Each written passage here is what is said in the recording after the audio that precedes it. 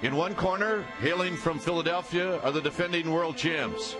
The Fightin' Phils are a team stacked with big-name talent from top to bottom. And they're the hottest team in baseball.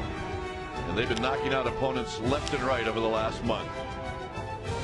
In the opposite corner are the wild card leaders. If the Giants want to make a run for postseason, they're going to have to slug it out with the big boys. They're in for a heavyweight bout against the defending champs, and it's coming up next.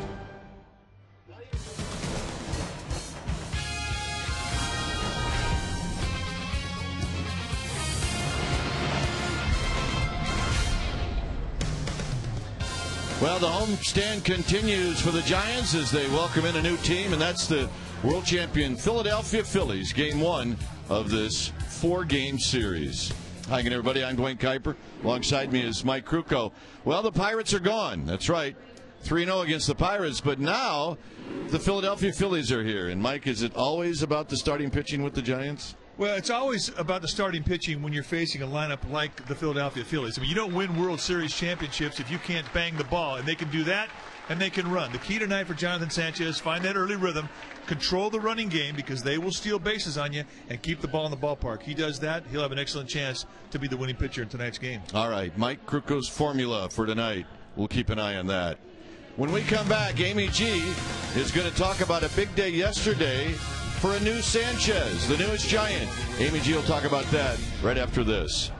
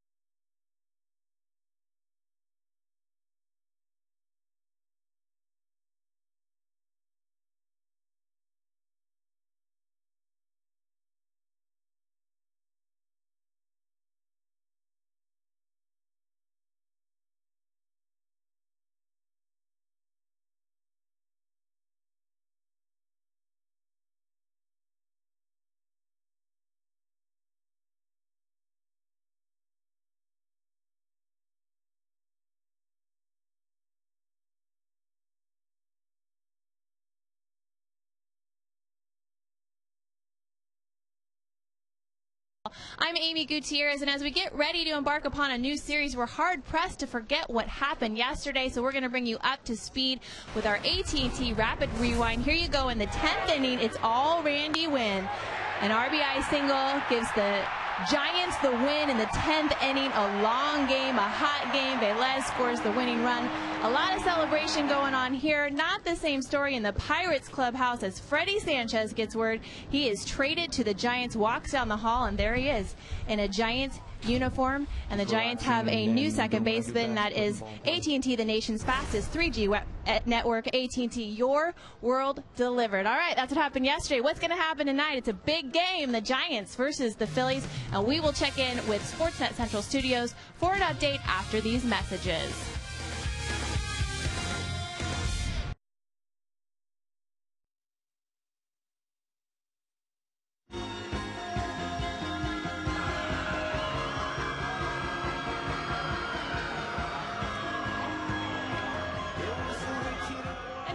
Tonight's ceremonial first pitch. Please welcome a guest of AT&T, Dan Dugan. People couldn't believe what I've become. Revolutionaries wait for my head on a silver blade, just a puppet on a lonely string. And now, ladies and gentlemen, here are tonight's starting lineups. First, for the visiting Philadelphia Phillies, as announced by manager Charlie Manuel.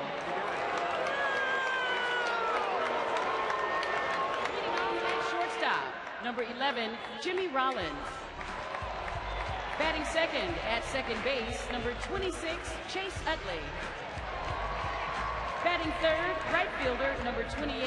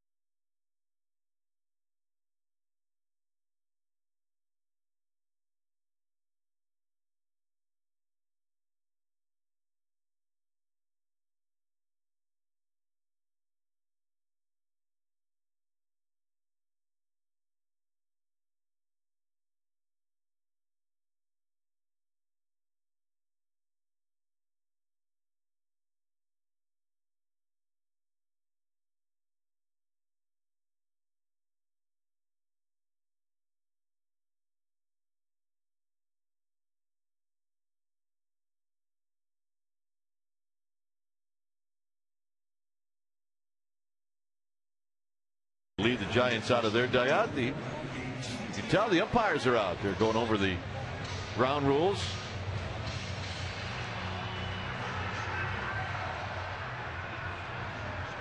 You never know what's going on down that right field line with all of the quirks.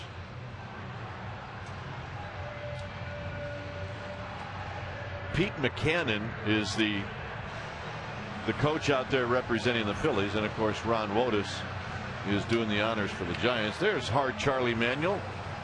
Hard Charlie, one of the more popular managers and coaches in the game, a player's manager. It is a Thursday night, and we'd like to let you know that our game time weather is brought to you by the Santa Cruz Beach Boardwalk. The admission-free boardwalk is open daily. A very cool 58 degrees. We've got winds at 16 miles per hour. That's a good thing. The humidity is high, and it is overcast. It is cloudy. Just the way we like it. Maybe even some fog to roll in, just to let the Phillies know what city they're in. That's always a good sign. It's also called home field advantage. Well, yesterday they were in Arizona. It was 118 degrees. Today they walked into fall. Let's take a look at the Phillies lineup. It'll be Rollins who's swinging the bat, followed by Utley, Worth, Howard, and then Raul Ibanez. 9 home runs against lefties this year, 26 total. The newest addition, Ben Francisco, followed by, you know that guy, Pedro Feliz. Carlos Ruiz will hit 8th, and then Rodrigo Lopez will hit 9th. Defensively, the Giants will set it up this way: Lewis, Torres, and Velez. That's your outfield. Renteria, Sandoval on the left side of the infield. Uribe, Garco, they'll be on the right side, and Benji Molina, well, he'll be in the squad, putting down the fingers for this gentleman here, Jonathan Sanchez, making his 17th start, 3-9, ERA 4.92, 92 strikeouts against 51 walks, 92 strikeouts in 89 and 2/3 innings, and this is his first start in the home field since his miraculous no-hitter that he threw the Friday night before the All-Star break against San Diego Padres. His last 2 starts on the road, he has not fared well. He is looking to get back into that rhythm that allowed him to dominate for 9 innings. His last outing in Colorado, he had 3 really good innings, and then it started to rain, and it was an obstacle he just could not overcome. So Dave Righetti is pitching coach, hoping that tonight he can find that rhythm early and maintain it deep into the game. When he's right, you'll see a fastball that goes 93-96, a curveball slider combination, and a split finger fastball. He'll use that as his changeup. So Rollins waiting. First pitch of the ball game is a fastball high. 7:15 first pitch. And a strike to Rollins. Rollins got off to a very slow start. He's now just starting to come around a little bit. He's hitting .236, 10 home runs, 46 driven in. Pulls this one on the ground, foul. This broadcast is on AFN, the American Forces Network, broadcasting to the U.S. Armed Forces serving abroad and on ships at sea. They're watching around the world. We welcome you and we thank you. The 1-2 pitch to Rollins, swing and a miss, and that's how this game gets started. Well, you talk about defining a curveball early. At times when he has had problems with his arm angle, you can't really tell the difference between a curveball and a slider. Well, no problem tonight. That was a good, hard curveball and a swing through see ya for Jimmy Rollins. And that at bat right there will give Jonathan Sanchez some confidence. Here's Chase Utley. Utley an all-star like he is almost every year, hitting over 300.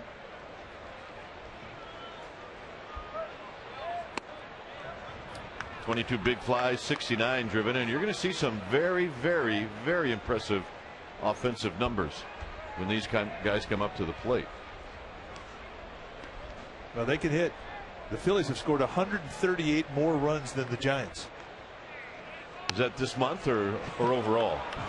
Well, it's overall, but it seems like it's this month because they can definitely throw some thump at you. And granted, they do have a very live yard in Philadelphia. They rank first in runs per game, 12th in staff ERA, and they rank first in fielding percentage. They can pick it. Sanchez comes in with a 2-0 strike. 2 balls and 1 strike. Utley 2 for 4 lifetime against Jonathan Sanchez. One of those hits a double. Ryan Howard getting the game face on. 3-1. Staring, studying. A lot to watch when you sit on the bench. Even when you're not in the batter's box, you can pick up something about your opposing pitcher. You just have to pay attention. Now it's 3-2. Utley on this road trip is 3 for 10 with 3 walks.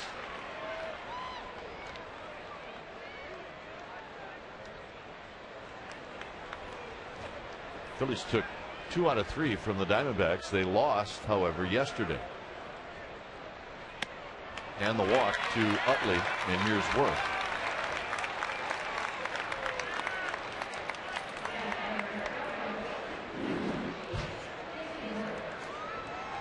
Worth hitting .266. But home run numbers outstanding. 21 RBIs 63. Tough on left-handed pitching. They got good power numbers against lefties.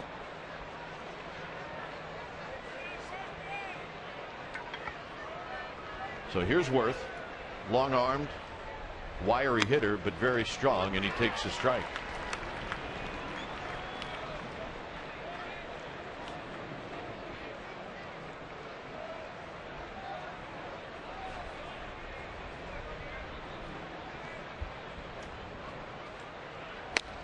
And another strike, and it's a quick 0-2 to Jason Worth. Once a Dodger. Giants saw a lot of Jason Worth when he wore the Dodger blue. He's a much stronger Jason Worth now, as he has definitely gotten much thicker in the chest as he's gotten older. Good outfielder. He's got a good arm. And that's a 3-pitch see ya. 96th him with a fastball and an 0-2 count. Just reach back and just blow one right by him.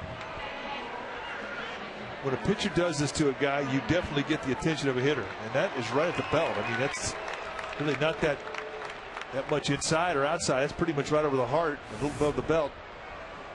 You have to have good stuff to go up there and blow one through a guy. Here's Ryan Howard hitting .268, 26 home runs, 77 driven in.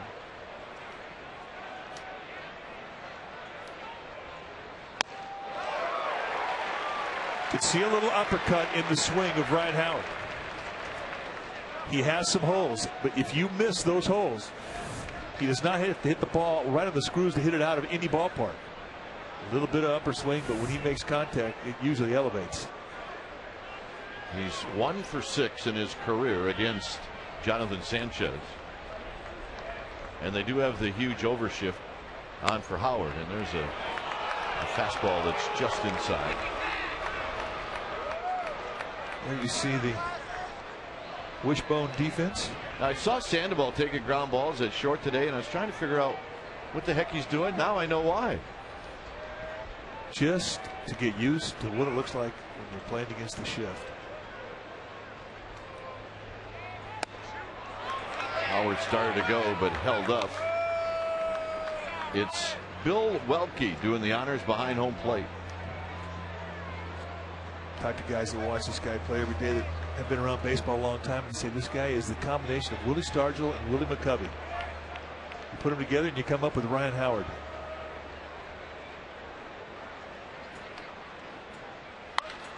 There's a bullet to right field. Will it stay in the park? It will. It bounces off of the archway and underneath Velez, and because of that, coming in to score is Utley.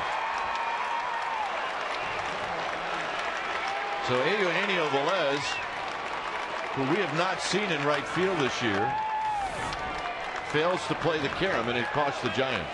Well, to his defense, if you haven't played a lot of balls out here, it's a guessing game. And this thing was hit so hard you didn't know what it was going to do. There's chain link, there's brick, there's cement, there's pad, there's pipe, and there's all kinds of things it can hit off of, and every one of the materials out there will give you a different bounce. He just overplayed it, got too close to the wall. Here's Raul Ibanez. Howard knocks in RBI number 78. And there's a breaking ball up high. 1 ball and no strikes. Well, plus, let's face it, we're used to Randy Wynn out there, and he just plays everything perfectly.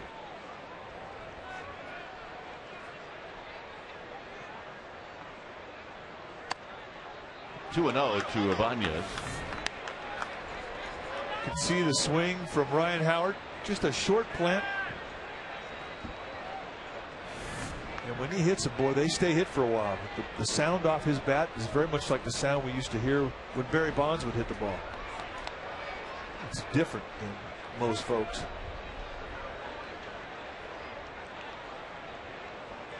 Swing and a miss. 2 balls and 1 strike. What a year Raul Ibanez has had for the Phillies, an all-star year.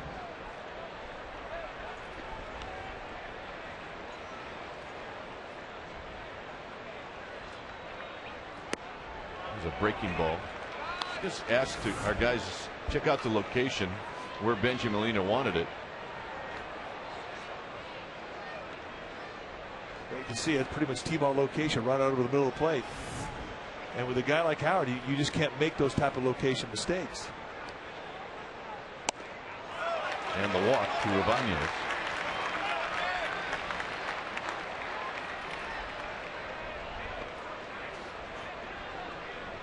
Here's Ben Francisco. Giants saw Ben Francisco last year when the team traveled to Cleveland.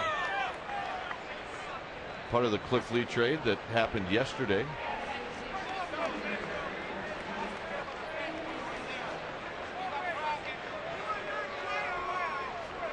So Sanchez, all of a sudden,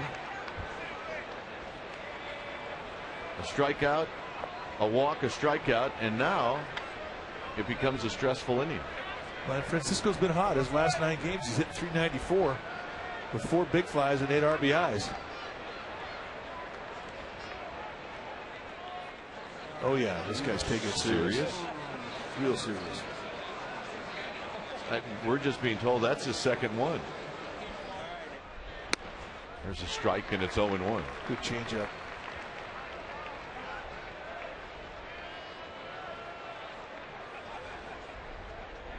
I didn't hear any. I want to get that. It's because I already had 2 myself. 0-2. Boy, nice 2-pitch combination. You throw a changeup at 83, and all of a sudden you come back at 96. There are not many guys that can even get swings off.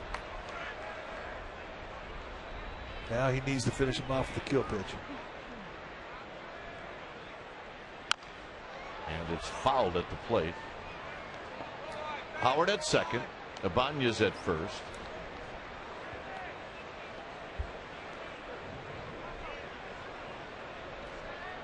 Well, you get traded to a new team and you got to come over and you got to get a new uni, new sleeves, new helmet, new shoes. The only thing that really are your friends are your bats and your glove.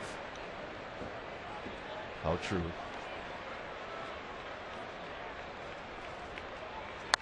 Out of plate on the right field line. But the pitch was up. I always thought that was one real good reason not to have a colored glove. Yeah. Like if you played for the Dodgers and you had a blue glove, now all of a sudden you get traded to the Phillies. You can't wear a blue glove with a team that's red. Right. Jose Mesa was the king of the colored glove. Saw Ryan Garco, who had to make that transition. Got him, and that'll end the inning. Sanchez strikes out the side. He does give up a run, a couple of walks. Giants are coming up.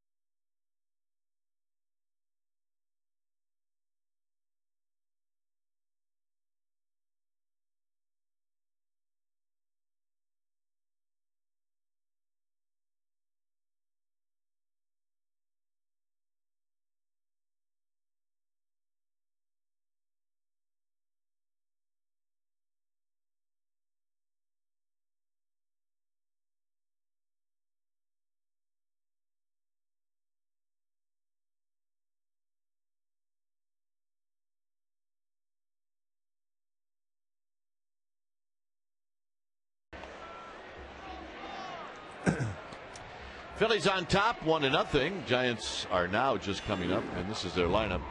Aaron Rowan still not ready, but Andres Torres is. He will lead it off, followed by Velez, and then Pablo Sandoval with a 7-game hitting streak. Benjamin Molina, then Ryan Garco. Fred Lewis gets a start, and the bottom three will be Renteria, Uribe, and Sanchez. Let's take a look at the Phillies on defense. It'll be Ibanez, Francisco, and Worth. That's your outfield. Rollins and Feliz on the left side of the infield.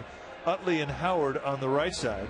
Ruiz will do the catching, and on the hill tonight for the Phillies will be Rodrigo Lopez, a native of Mexico, making his 5th start for the Phils. He started out the season at Lehigh Valley, the AAA affiliate, and he's really done a nice job for Philadelphia.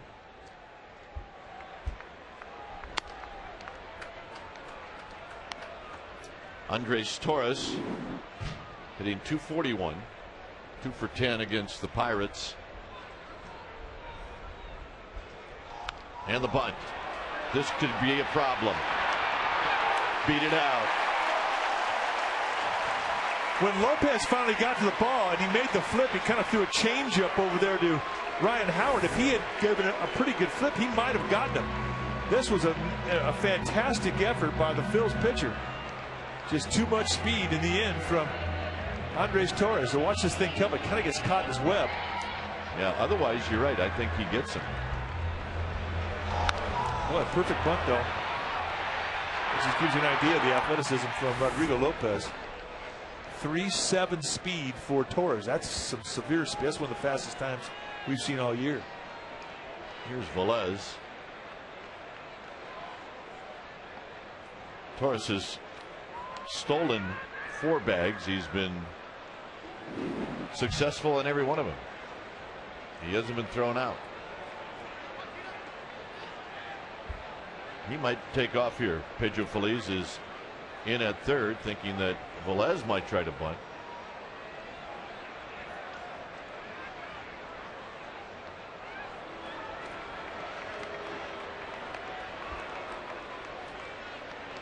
Lopez is a guy who could throw a lot of pitches at you. Fastball, curveball, slider, changeup. Sink the ball, cut the ball. You don't have many pitchers that come out of the Mexican leagues that don't know how to work a baseball. Lopez no exception. And he's very athletic, good at fielding his position, and we already saw evidence of that the very first play of the game.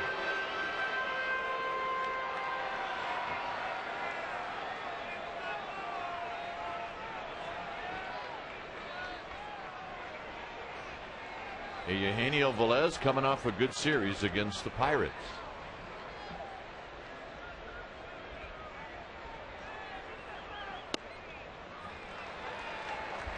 That's not a strike, but that's kind of in the happy zone of Eugenio Velez. Good low ball hitter, especially from the left side. Guys that set their hands low in their stance are usually just that, low ball hitters.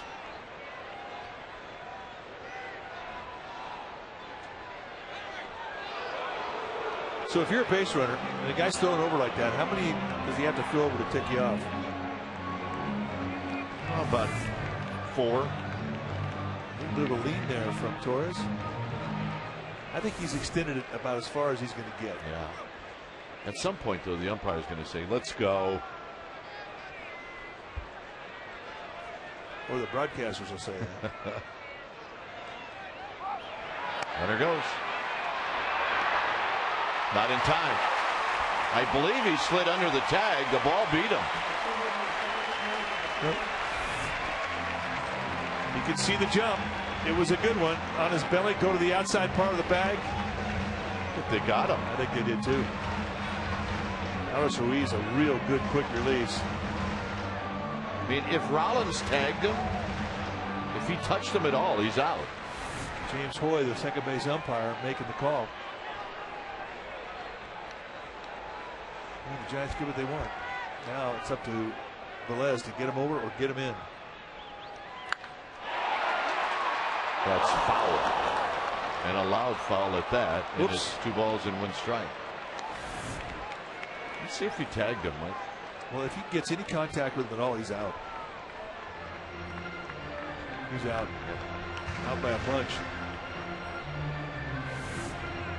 talked about the happy zone for Velez. I think that pitch he hit was in the area we were talking about.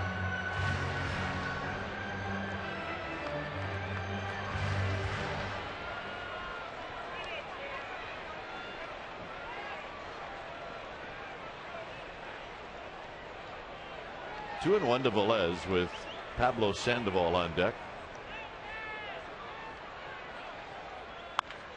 There's a bullet to right field, and Worth is going to watch it off the top of his glove. Here comes Torres. Velez to third. And Howard has to track down the baseball, and this game is tied. That was a bullet. You cannot hit a ball any harder than that. The very fact that Worth got a glove on it at all was a good play. He jumps this thing, and I'm telling you what, this kid's got it going right now.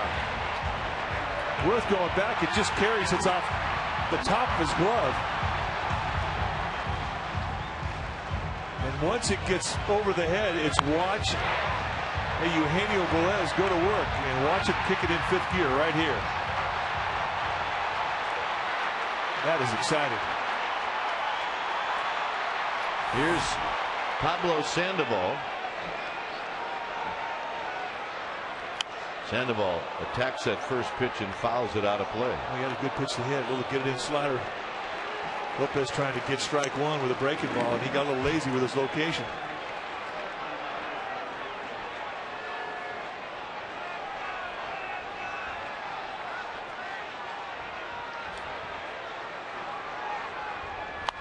Sandoval skies this one into right center field.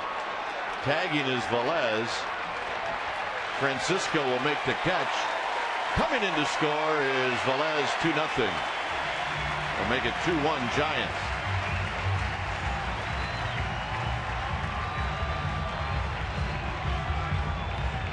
They get the Panda mask out. Nice at bat. So they gave Worth an error, allowing Velez to go from second to third. A double and an error. I think he gave him an error when he couldn't pick it up for the first time. That's a rough error.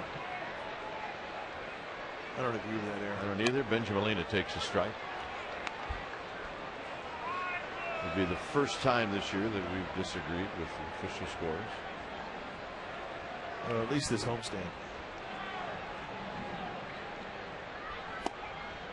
1 ball and 1 strike to Benji Molina, hitting .262. Table setters. You know, how important are the table setters? Andres Torres getting things right off the bat, going for the Giants with that drag bunt. Benji Molina hooks it foul. Then they catch a break on a steal that should have been an out. But you get a break like that, you've got to take advantage of it. And what an at bat from Eugenio Velez. Wow. It definitely got this crowd going.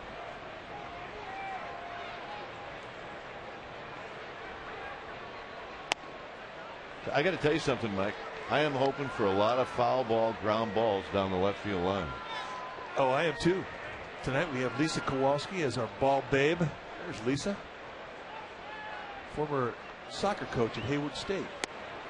Inside, 3-2. Of course, there's Steve Kowalski down the right field line. Brother-in-law, sister-in-law. The payoff pitch. Swinging a shot past Rollins.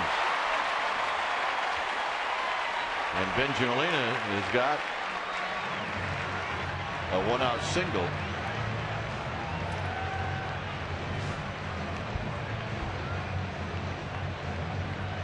And Ryan Garco is going to hit.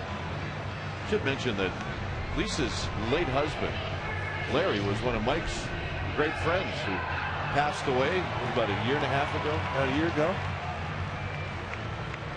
And this is a night where it's Organ Donor Awareness Night. And it is the reason why Lisa is here. Garco takes low, 1 ball and no strikes. Well, Lisa's husband, Larry, the brother of Steve Kowalski, who's the first baseball dude, was the recipient of Steve's kidney. and kept him going for a few years, but unfortunately we lost Larry last year. But they are carrying on the tradition, and this is Lisa's first time ever being a ball bed. The 1-0 pitch. Garco takes a strike. 1 ball and 1 strike. So let's get some work for Lisa. Give her a play. She's pretty nervous.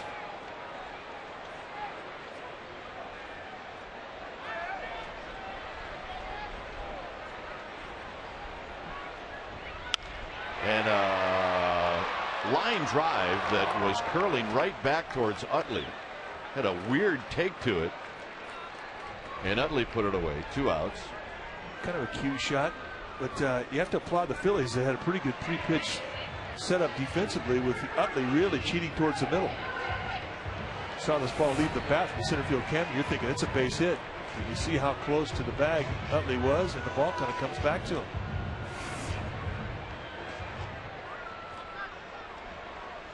Here's Lewis.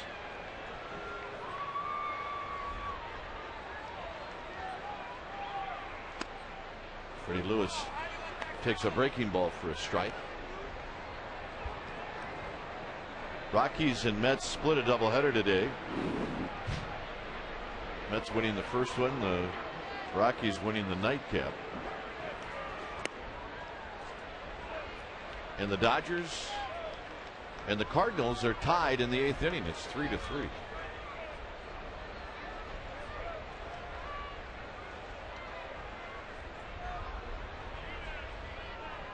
Lewis takes in tight. 2 balls and 1 strike.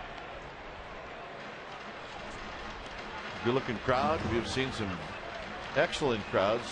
Over 37,000 here for a day game yesterday. Problems? I don't know. They look pretty solid to me. Problems come in the 9th inning. Whoever's winning. Bouncing ball to second. Utley will take his time, and Lewis is out by a step. Giants with a couple of runs after 2-1.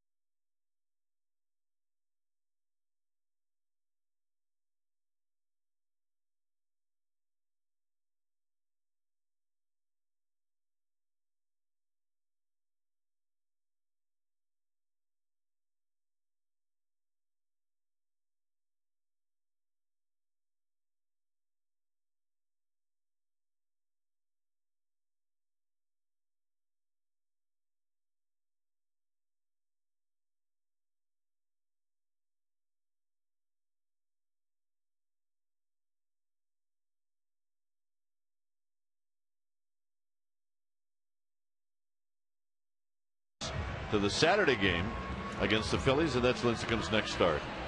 Your $24 view reserve seat, well, it's only $9, and you can reserve it now by logging on to sfgiants.com, and you receive the discount when you purchase the tickets online. Just go to code. The code is Giants K.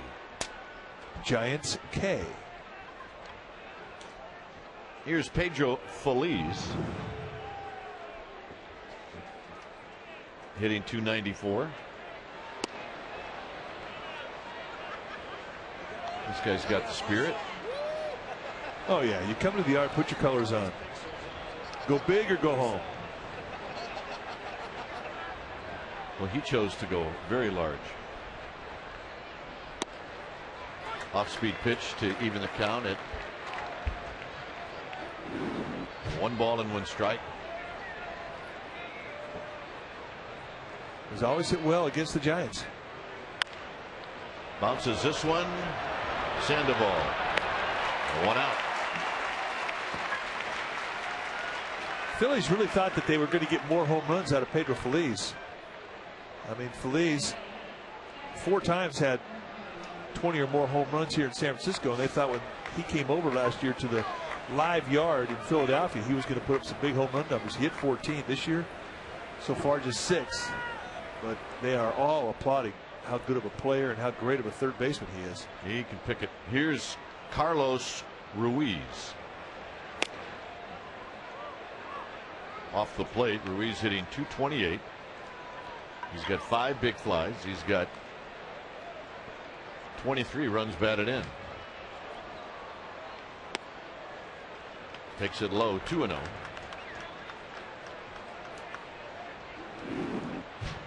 Carlos Ruiz from Panama. Good receiver.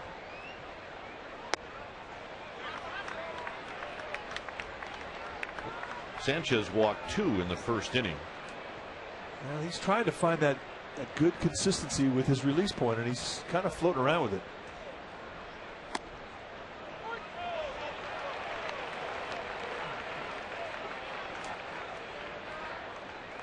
Sanchez walked Utley, and Utley scored on the Howard double.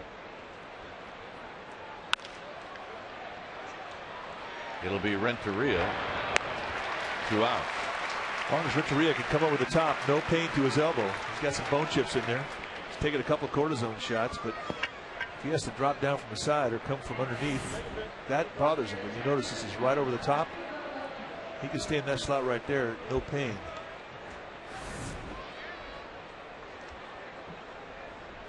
Here's Lopez.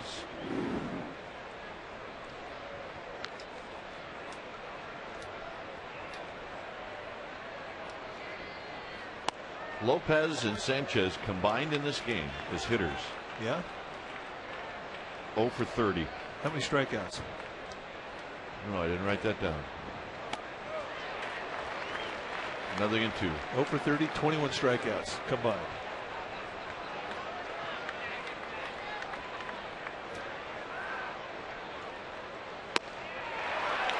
Just missed that one. Got him.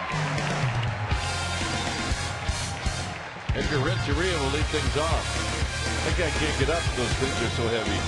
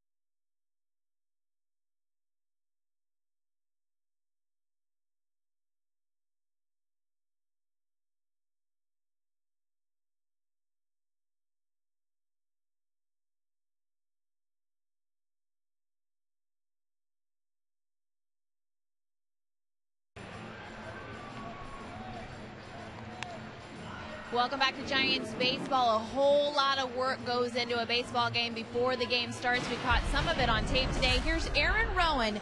He threw from about 120 feet today, working out that torn muscle in his forearm. And then there's one of the newest Giants, Ryan Garco, taking some pop flies. And in right field today, we saw Andres Torres working out and Travis Ishikawa. Velez got the start there tonight. But Bruce Bochy did tell us that Travis Ishikawa is a possibility in the outfield, that he runs fast for a big guy, guys. All right, thanks, Amy. As Edgar Renteria fouls this one back and out of play. Why not? Why not take fly balls or ground balls at other positions? You never know. Travis Ishikawa has good hands. If you have good hands, you can put them anywhere.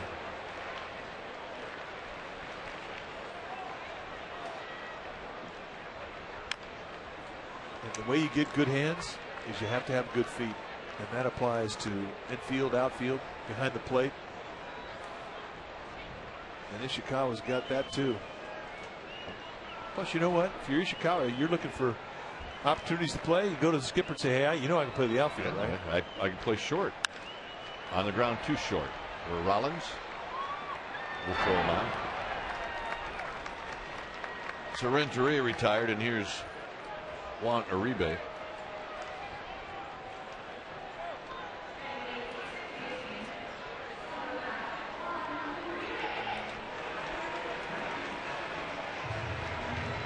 Uribe hitting .284,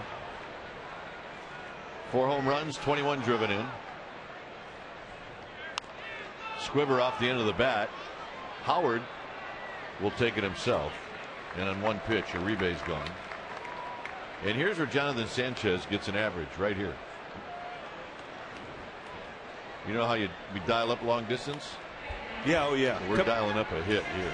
Come in, operator.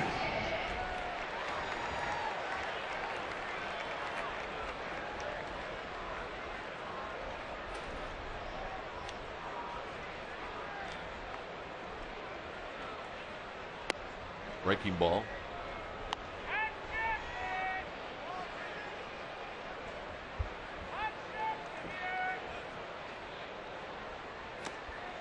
Two balls and no strikes. Sanchez maybe showing a batting stance where Lopez is a little fearful. Maybe not. No. You watch him take his batting practice though, and it's good beeps. It is. Tries to hit everything out. Got a nice swing. Squares up most of what he swings at. I really can't tell you why he hasn't had a hit yet this year.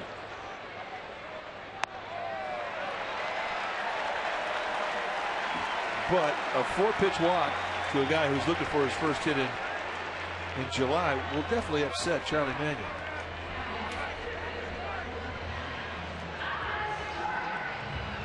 There's the Phil skipper.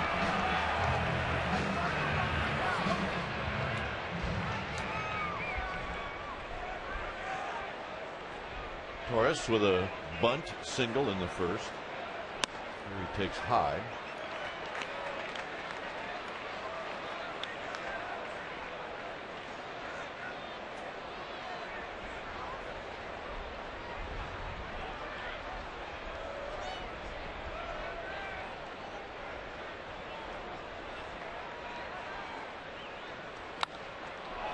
Very high to right field.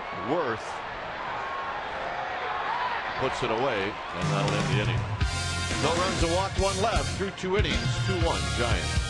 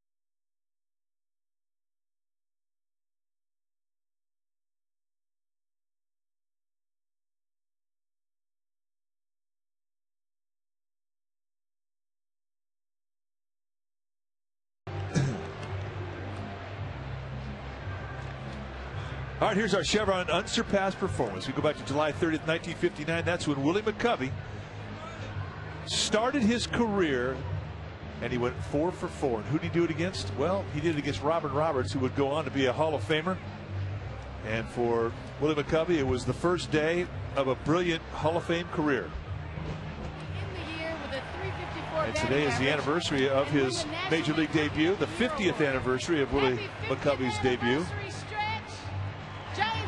Well, that's the announcement they made in between innings, and Stretch got up, and you can see the folks in the background applauding one of the, if not the most popular Giants in San Francisco. Oh, easily.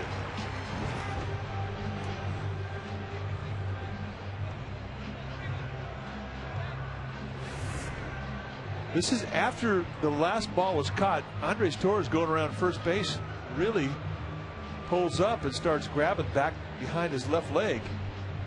Dave Gresham, the Giants head trainer, came out there and took a look at him.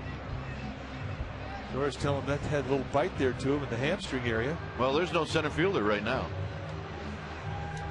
No, I don't think he's coming back out.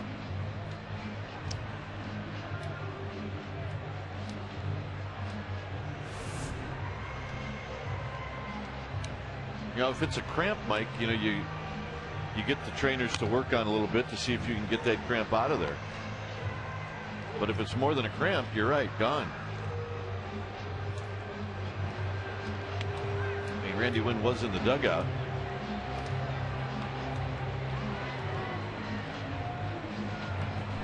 Aaron Rowan, just about a day, maybe 2 away from being able to play, still nursing a sore right forearm where he was hit by a pitch in Atlanta, and it's going to be Randy Wynn who comes out. Andres Torres is going to have to leave, and we're hoping that it is nothing severe. And we're anticipating that it's a cramp and not a strain to his hamstring. So much for the day off for Randy Wynn. I don't think he minds a bit.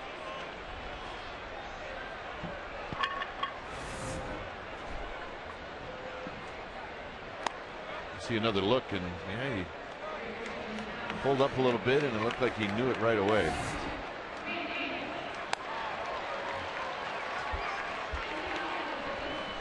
Couple sprints, he gets semi-loose, go get him.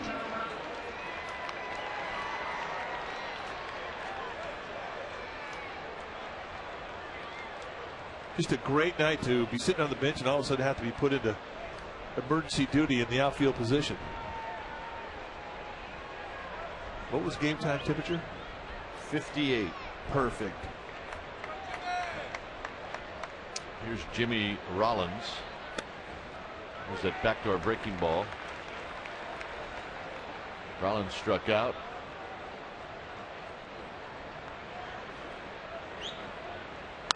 Pops this one foul down the right field line.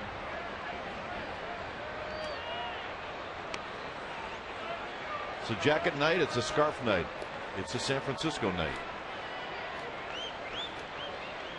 It's a great night here. Stay away from that. Clean your hoses out.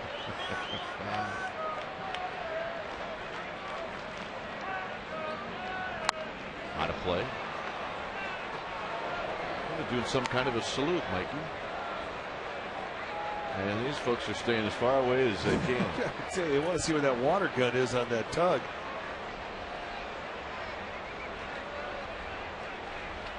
Yeah, I think if I was the captain of that tug, I'd be shooting that thing off all the time. I'm going to be honest with you. Line drive, right field. Rollins is going to stop at second base with a leadoff double. So an 0-2 double for Jimmy Rollins. That was a bad pitch. Giants baseball is brought to you by Cabot Wood Stains. Our performance is legendary. Cabot. One thing when you're pitching to a lineup as offensive as the Phillies are, one thing that they do well is they make 2-strike adjustments. And especially a guy like Rollins who's been hot. You get him into an 0-2 count, you cannot make mistakes up out over the strike zone. He threw him a lazy breaking ball, and Rollins went the other way with it, the way you're supposed to. Nice hitting with 2 strikes. Here's Utley. Utley will try to get, obviously, Rollins in. Try to get him to third. He obviously would like to get him in. Strikeout situation. Anytime you have a leadoff double, nobody out.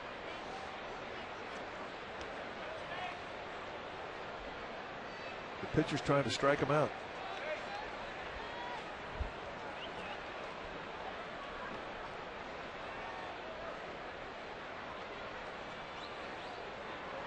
Rollins with 19 steals.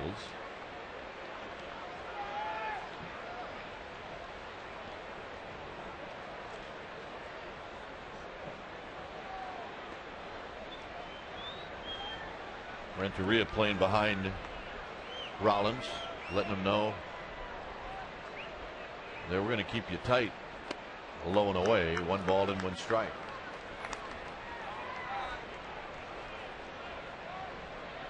One run on 2 hits for the Phillies, 2 runs on 3 hits for the Giants.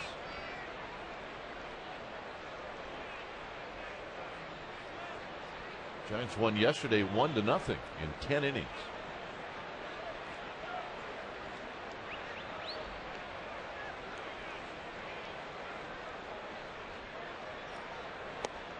Off the plate, 2 balls and 1 strike.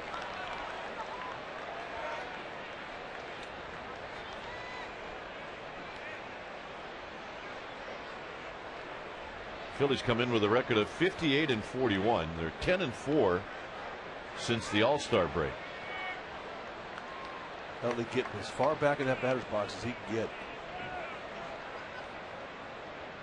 Now Rollins goes, and Molina's throw, and it's not in time.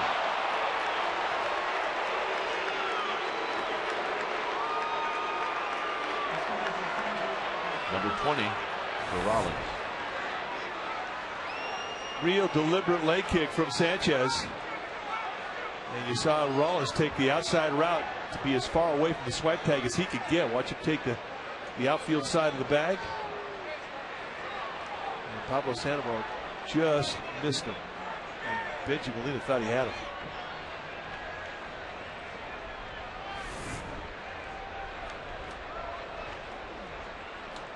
Two and two. Little thing like going to the right side of the bag, and it can really help out a base stealer.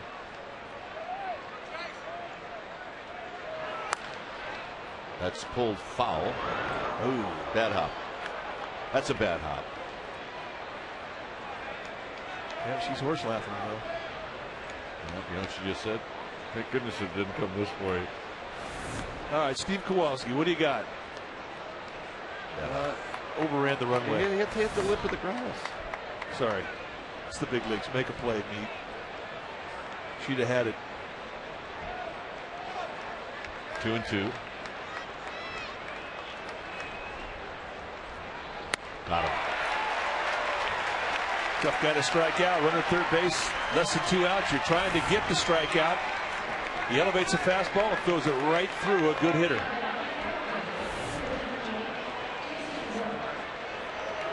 Tonight, Sportsnet Central at 10:30.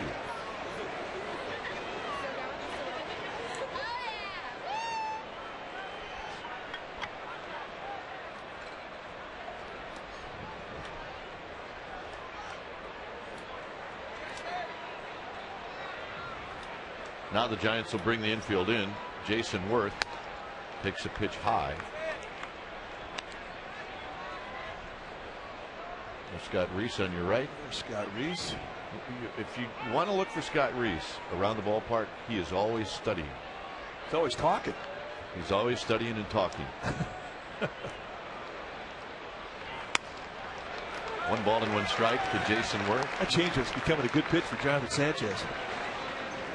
You want to take away a fastball count. That's how you do it. 1-0. Guys sitting gas. Throw that little changeup up there and you'll lock him up. Of course, it'll make your fastball look even better.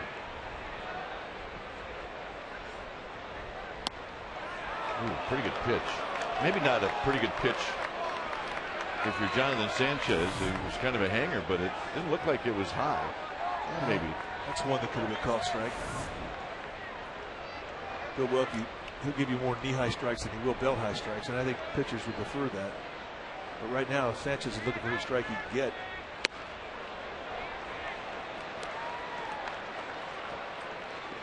One thing he is very comfortable in, and that's in the strikeout situation. He knows how to strike people out. He's done it his whole life.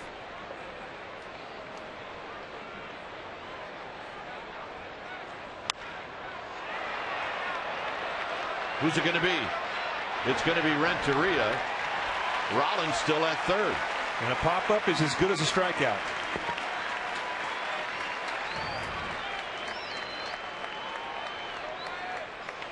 And here's Howard. And in Howard's first at bat against Sanchez, he did not see one breaking ball.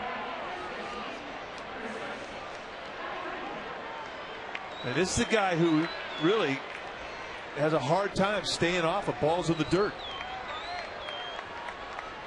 You do him a favor when you throw something in the strike zone. See the HK on the Phillies uniform. That's for their Hall of Fame announcer Harry Callis, who passed away earlier. The team was in Washington.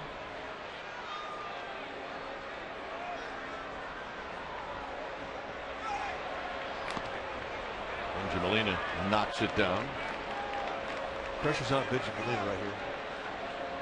With a guy who has problems with balls in the dirt, you know that you're going to see something in this at bat. There's Harry Callis's coat and his white loafers. Signature coat that he would always wear. And he loves San Francisco. Oh my goodness.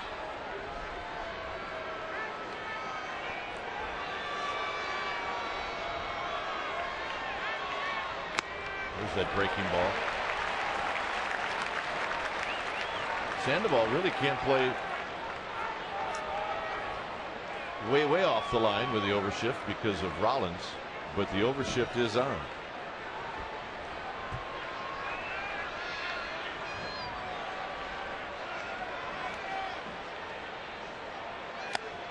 Pitch is in. 2 balls and 1 strike. When you try to really snap off a breaking ball, a lot of times you overthrow it. You get too much arm speed, throw the ball through the break. A curveball and a slider, I mean, you really kind of have to say to yourself that I want to relax through my release point. If you muscle up on a breaking ball, you can kill it. 2-2. That's a good pitch. And the key was it was down. And watch how Howard breaks down mid-swing. Kind of waves at it.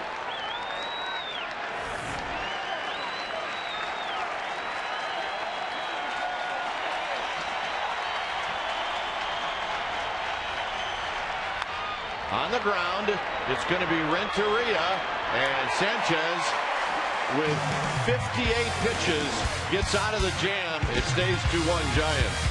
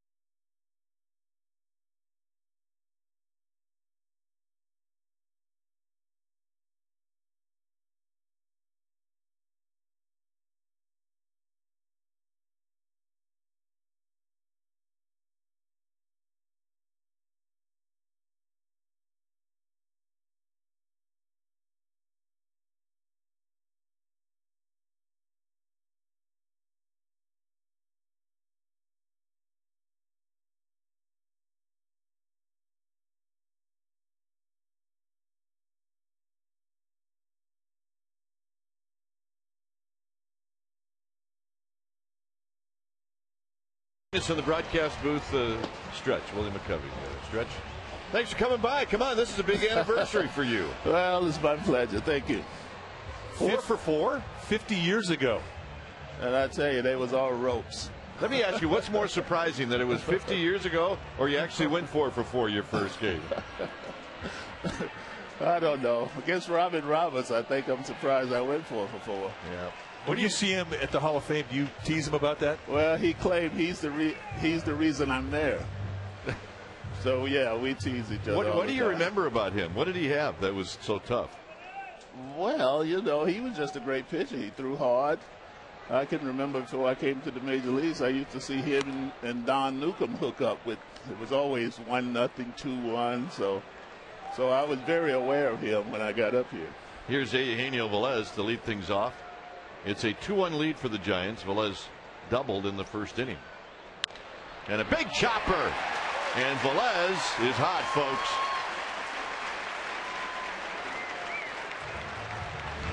This was the, I'm going to say it was the Chronicle. Big Mac goes 4 for 4. Now, I'm assuming you were in spring training, so you knew some of the guys Exactly. before you got there. Yeah, I was in spring training with the team that year, right? But I wasn't able to do much because I was just coming off knee surgery, so I was hobbling around in spring training. Did I not read? Did you have a triple in that game, or a couple of triples? 2 triples, 2 singles, yeah. But all of them hit the ball, hit the fence. Velez is taken off, and he's going to be out. What a perfect throw by Ruiz. 1 down. Ruiz, one of the quickest out of the stretch, or out of the squat rather, in the league. A very compact motion. And you watch the footwork, very fundamentally sound, and a seed right to Jimmy Rollins, who just drops the glove, and Velez has nowhere to go. Here's the 1-0 to Pablo Sandoval, and Sandoval hits it foul. Go ahead, Mike. So stretch 1959, a pretty good year, and I don't know if all the Giants fans know just how good it was. Your year in the minor leagues, the Pacific Coast League, you got pulled up in July, and what did you still manage to do? Well, I was hitting 372, I think, when I came up, and I think it was 20. High drive, right field, out of here in honor of Willie McCovey.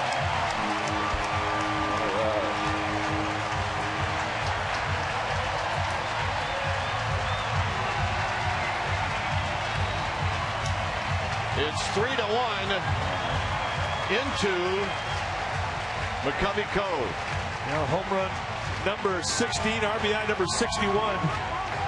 Lopez tried to throw a little breaking ball by him, and it had a little hang time, and the Panda unloaded. Water shot. Here's Benji Molina. And Molina rolls it foul. This is what it looked like. They're fun to watch. And stretch, it goes right into your pond, McCovey Cove. How about that? That's awesome. So 49th hit into the Cove for a Giants player. I forgot what we were talking about. Well, I did. I remember 1959. You hit 372, and what else did you do? Well, I led the Coast League in home runs, even though I left in July. And RBIs too, didn't you? And RBIs, and Coast was Rookie of the Year up here, so it was quite an unusual year. And Molina out swinging. 2 outs for Ryan Garco.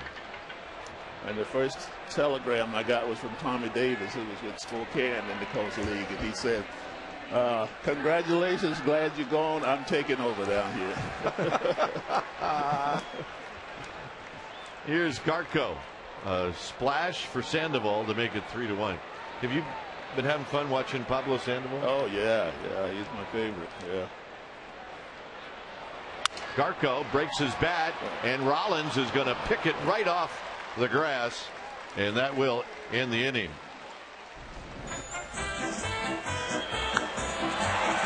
Pablo Sandoval, bye-bye, baby. We're with Willie McCovey, and we'll be back.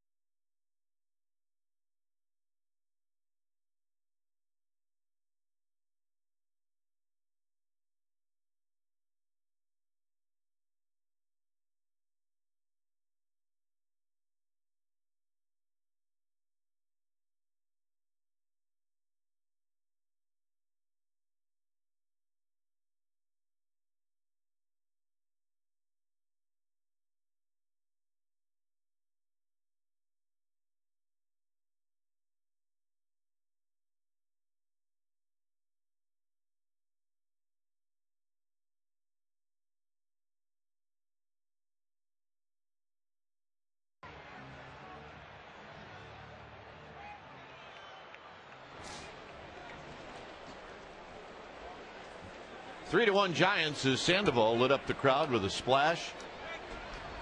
And now Jonathan Sanchez will face Ibanez, Francisco, and Feliz. We're with Willie McCovey. And a strike. Mike, you were with Big Mac last night at an AT&T function, and you said there was a great story that was told, one that you need to pass along. Well, he and Orlando Cepeda were talking about when the Hall of Fame is held every year. Renteria, nice backhand. Got him.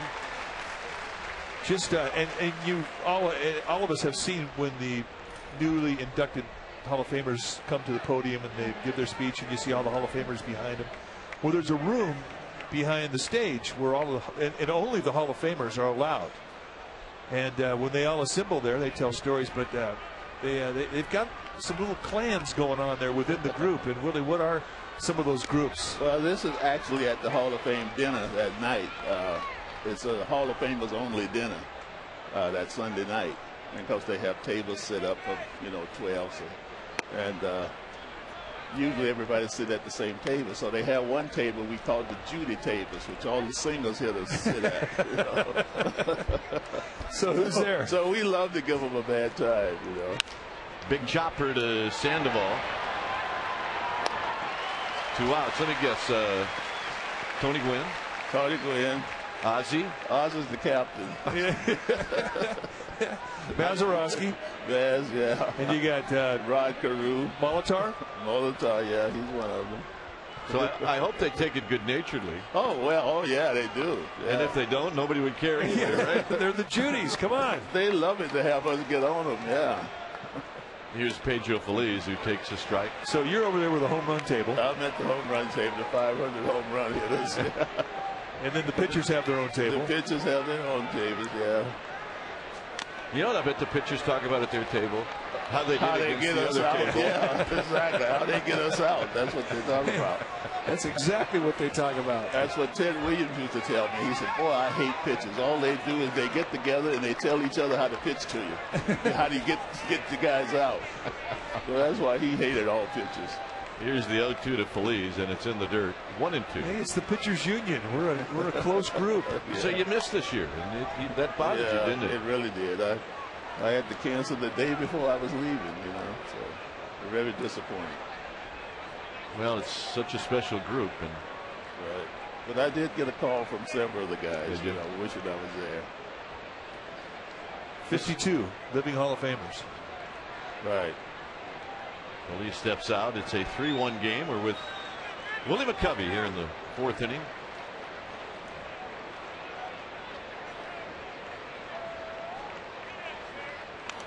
And Feliz stays alive. Is there one guy you look forward to seeing every year the most? Well, my favorite player is Hank Aaron. I think he's a Kite's favorite. One of mine, boy. I grew up with Hank in Mobile. And that's why I wore 44, because of Hank. Oh, yeah, I always look forward to seeing him. Way outside, 2 balls and 2 strikes. All the years I watched Hank Aaron as a kid, I don't think I ever saw him mad. Not that he didn't get mad, but he just never showed it. Yeah, you're right, yeah. Feliz waiting on Sanchez. And it's in the dirt, 3-2. Well, it's such a great tradition, and this year 2 very deserving additions to your Hall of Fame group, Jim Rice and Ricky Henderson. Yeah, I was very impressed with Henderson's speech. I thought he was great. Well, you could tell it came from his heart. That's what you really want to hear. Feliz tomahawks one. Lewis back. Lewis is going to make the running catch up against the Cars, and that'll end the inning. Willie, thanks for stopping by. As always, we think the world of you, and so do all Giants fans. All right, my pleasure. There's Stretch, and that was when he was introduced here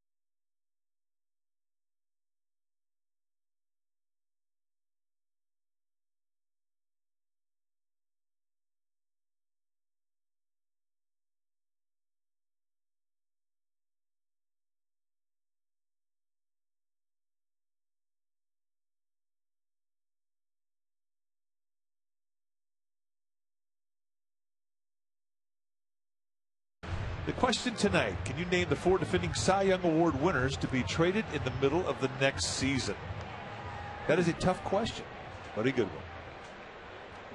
one.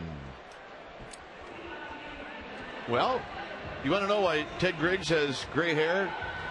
That's his daughter, Sydney Griggs, in the orange, and Sydney's friend, Kelly. Ted the wheel at Comcast Sportsnet Bay Area. She got a good laugh, just like the old man. Yep. Freddie Lewis takes a strike. And it's our job to make him laugh. Freddie Lewis making a nice play for the Giants to close things out. The Phils in the top of the 4th. If you make a good play, you always get the lead off. I just love to hear Stretch laugh. He is, you know, and Giants fans, however you envision Willie McCovey being, he's better. Yeah. Just a gentleman. Lewis takes high. A gentle giant. And when you get him talking about the days when he was a player, it gets quiet in the room. And he articulates it so well. The memories that he has, it's total recall. I mean, he'll go through a whole game, pitch by pitch. It's fantastic. 2-2 now to Fred Lewis. Good change up there from Lopez. Well, I know now why he wore number 44. I didn't know that. Well, I'm assuming that's it. Oh, yeah. He found out something new about McCovey tonight. He wore 44 in honor of Hank Aaron, who he idolizes as a kid. 3-2 now to Lewis.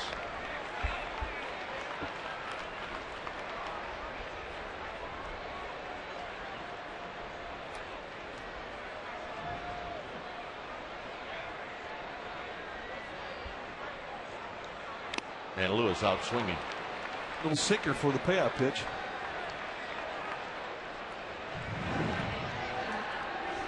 Well, how do you get into the Hall of Fame? 22 seasons, 270 average, 521 home runs, 1,555 RBIs, an MVP in '69, and an All-Star Game MVP in the same year, and a great glove at first base, and a truly gifted ambassador of the game of baseball. Renteria takes high, 1 ball and no strikes. And we are lucky that he is ours. Those are the Willie Mack Award recipients, named after, of course, the big fellow. Breaking ball, 1 ball and 1 strike.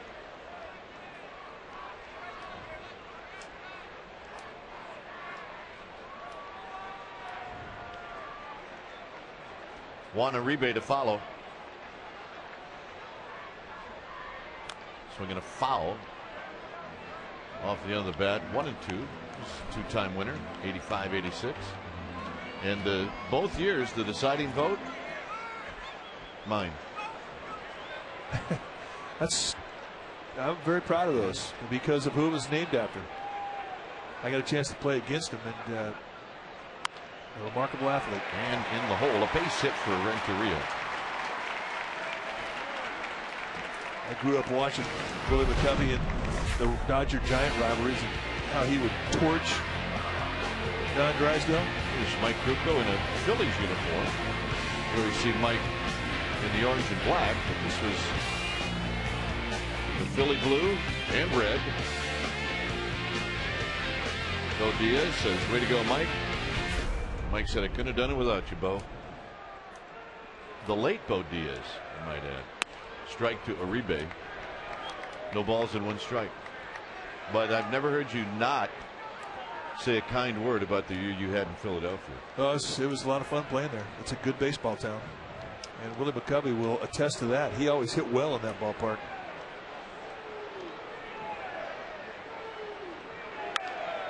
Slowly hit. It'll be Feliz. And he throws it away. Utley wasn't watching. That's not Feliz's fault. They're going to give Feliz an error. Well, with 1 out, the pitcher on deck, you're thinking he's going to go to first. No, he looks away, and Utley's not even on the bag. Totally handcuffs Chase Utley. And a heads-up play from Uribe, who was running hard on the play, as he always does, and he takes second base easily.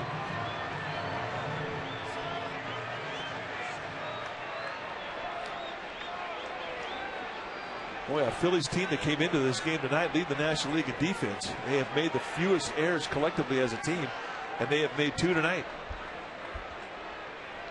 Here's Jonathan Sanchez. Sanchez, a soft line drive. 2 outs.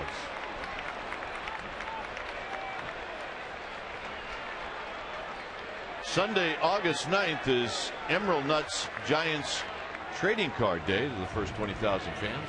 That's right.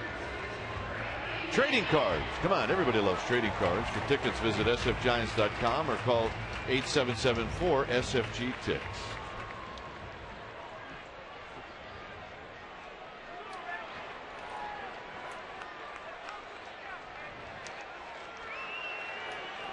Here's Randy Wynn. Randy Wynn batting for the first time.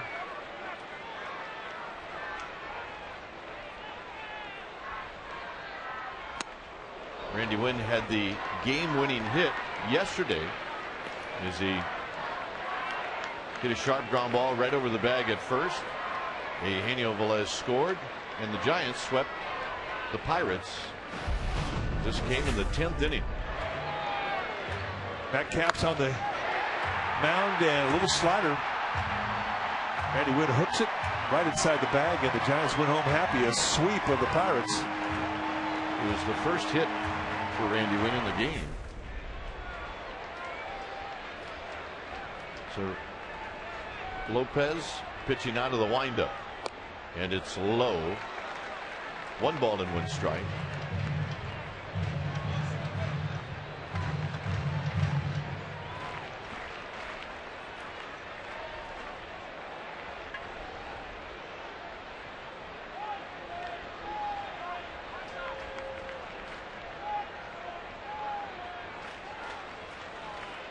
An opportunity right here for the Giants to make that error really hurt.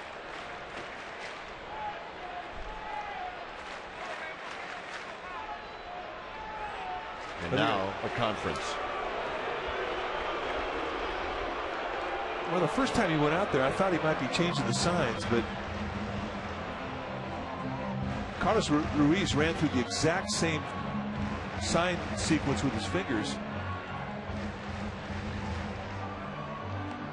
And Lopez could not shake him off to go to another sign, so they want to talk about what he wants to throw here.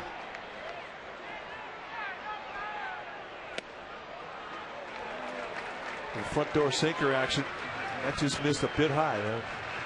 We know that Bill Welke has not called many high strikes with the fastball tonight. He did Randy Wynn a favor, showing him that pitch in an 0-1 count, or a 1-1 count.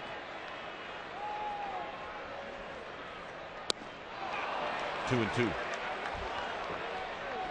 2 swing throughs, a challenge fastball, strike 1, and then here a 2-1 slider. He chased him out of the zone. And right now, Randy Wynn is not picking up Lopez at all.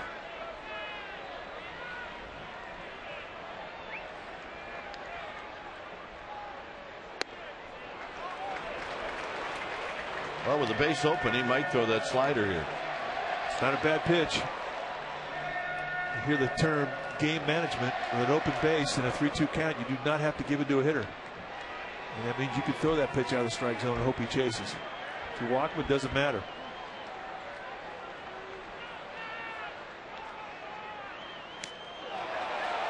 He walked him, and Renteria wisely put on the brakes. No, that's not a good pitch simply because it was an easy take.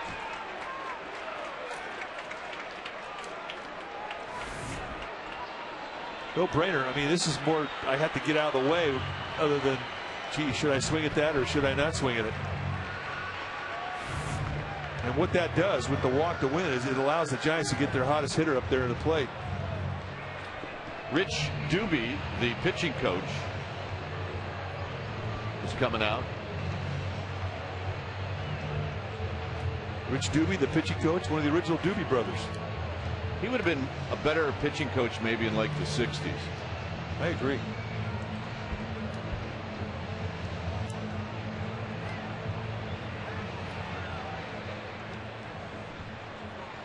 Bill Welke chasing Rich Doobie back into the dugout. Eugenio Velez has a double and a single.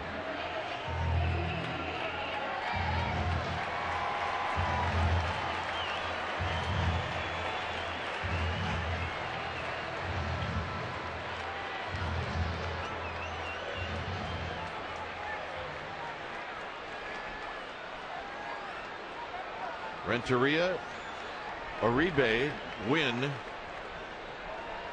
from third to first, and here's Eugenio Velez.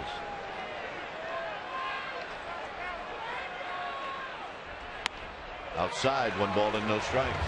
We want to say hello to our radio engineer Lee Jones, who is watching from Virginia tonight. Out here at the game, taking a little vacation. So Lee J, I hope you're having a good time, and this hit's for you. The 1-0 pitch. And that hits the inside corner. 1 ball and 1 strike.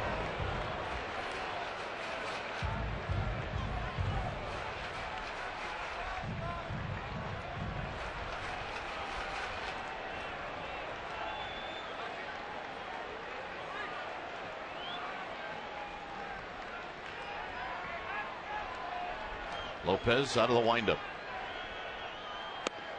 2 balls and 1 strike. Again, an easy take.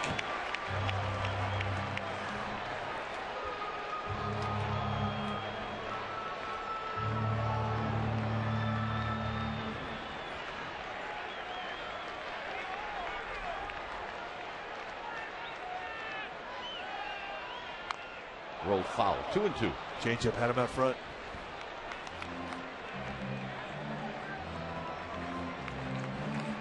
Now Lopez is usually pretty good with command. He's the type of pitcher that if he gets to a 2-2 count in a bases loaded situation, he's not going to have any problem. Now, the one pitch that locked up Velez in this at bat was the front door sinker, so I'm expecting we're going to see that right here. No, you're right, and if he misses with this thing a bit inside or a bit up high, it's not going to bother him. Digs it out, and a base hit. Here's the throw home. Cut off. Stay out, Eugenio Velez. Now we're going to make that our 4th quality drive of the game, and why not? When you have a 2-out, 2-strike knock with the bases loaded that knocks in a pair, lights up this crowd, digs out that front door sinker my partner was talking about, we're going to make it our 4th quality drive of the game. And for Lee Jones, that one's for you, big boy.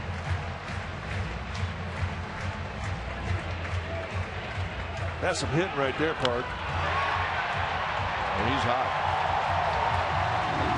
I mean, think about it. That's a 2-strike approach, and what are you taught to do? Go back the middle. Took a little swing out.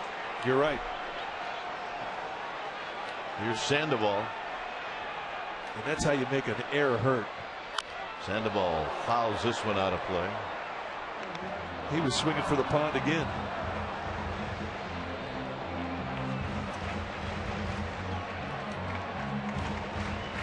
Right about now, the Phillies are saying, who is that guy Velez? Yeah, really.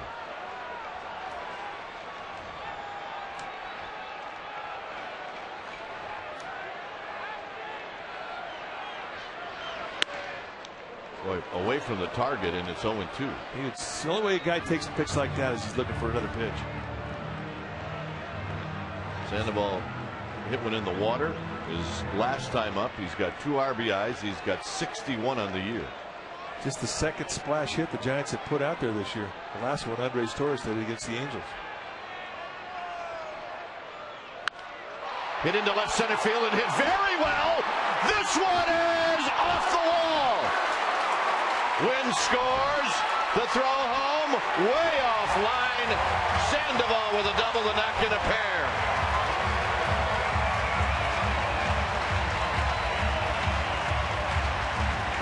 And now the Phillies are saying, who's Sandoval?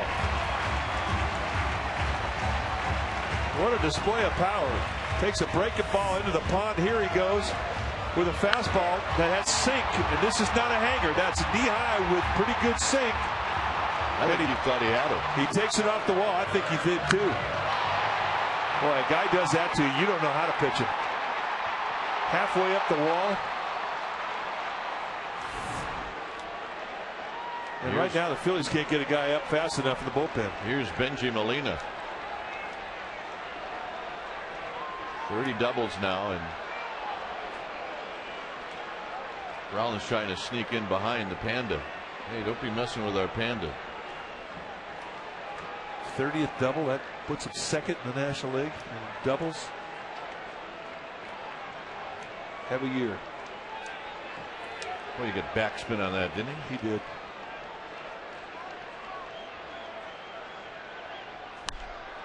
Benjamin fouls this one back and out of play.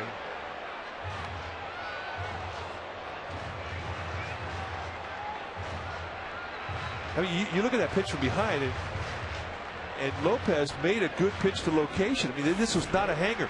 Watch the action with Sink and look at the location. And there's the backspin you're talking about.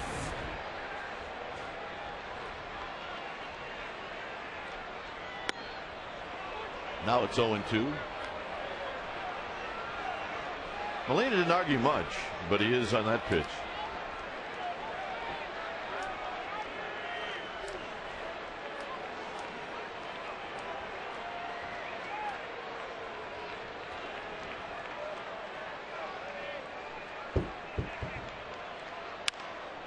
And this is pulled on the ground, foul to Feliz.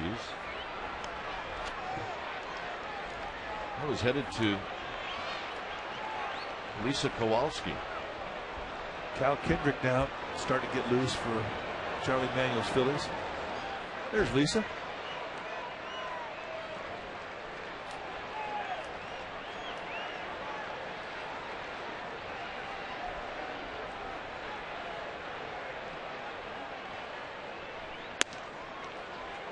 Did Lisa get the memo that the glove can't be bigger than you are?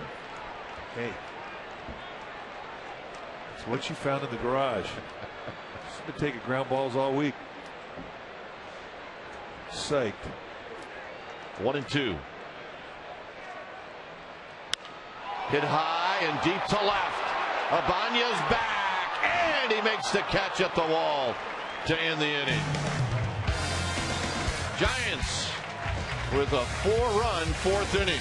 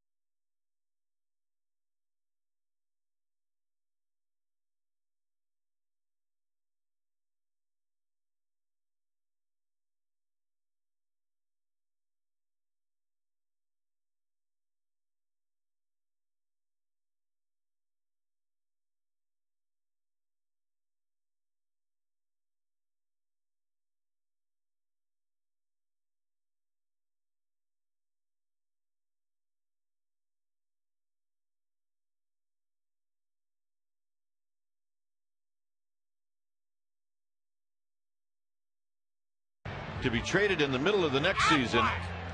Well, my partner can. He's all over it. Frank Viola, David Cohn, CC Sabathia, and Cliff Lee. There you go.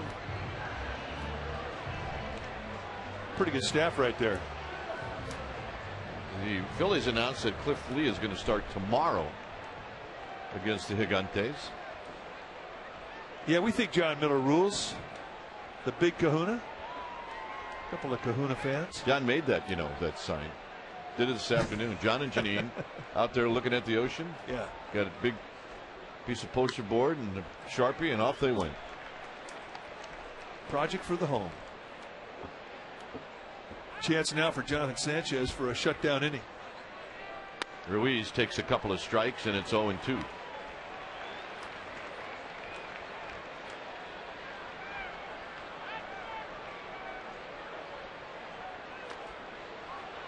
Almost got his back foot. Eric Bruntlett is on deck. All those runs, by the way, in the fourth inning were unearned. Phillies opened the door, and the Giants took advantage of it. And you got him. Well, Giants going to be taking on the Phils all weekend long. There are 3 more games tomorrow night, Saturday night, and Sunday day. Saturday is Dog Days of Somerville, presented by Milk-Bone and Kibbles and Bits. Bring your dog to the ballpark and parade them around the yard. Then a 6:05 start. And then Sunday, it's the Pablo Sandoval T-shirt day, presented by Grapes of California. First 20,000 fans are going to get a Pablo Sandoval T-shirt. So go to sfgiants.com and check it out. I wore mine today. I saw that.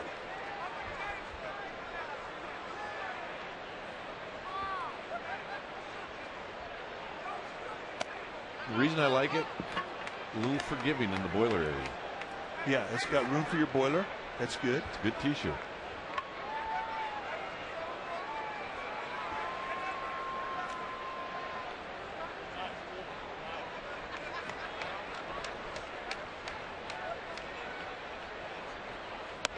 Bruntlett takes high. 3 balls and no strikes.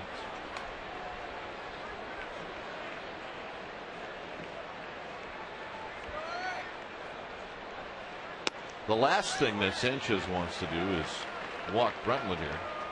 Velez and Wynn have switched spots. Wynn is in right field. Velez is now in center. 3-2. Bruntlett taking all the way.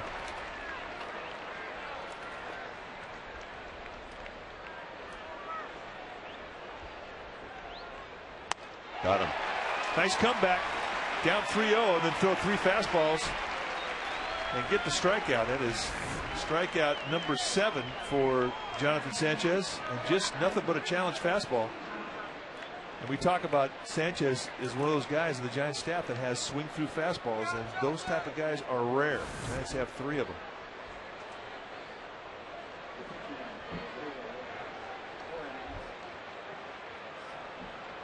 Rollins swings and misses.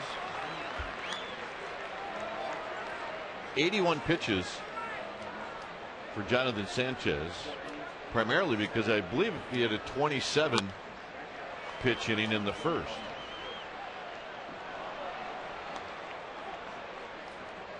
Anxious to see what he throws here 0-2. Remember the last time he faced Rollins in an 0-2 situation, he hung a breaking ball.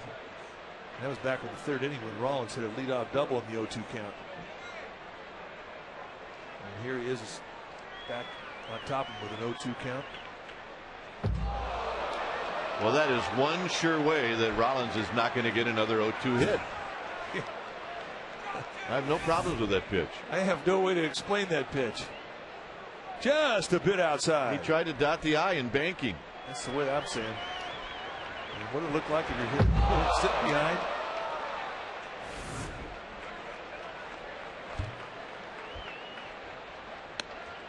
Two and 2.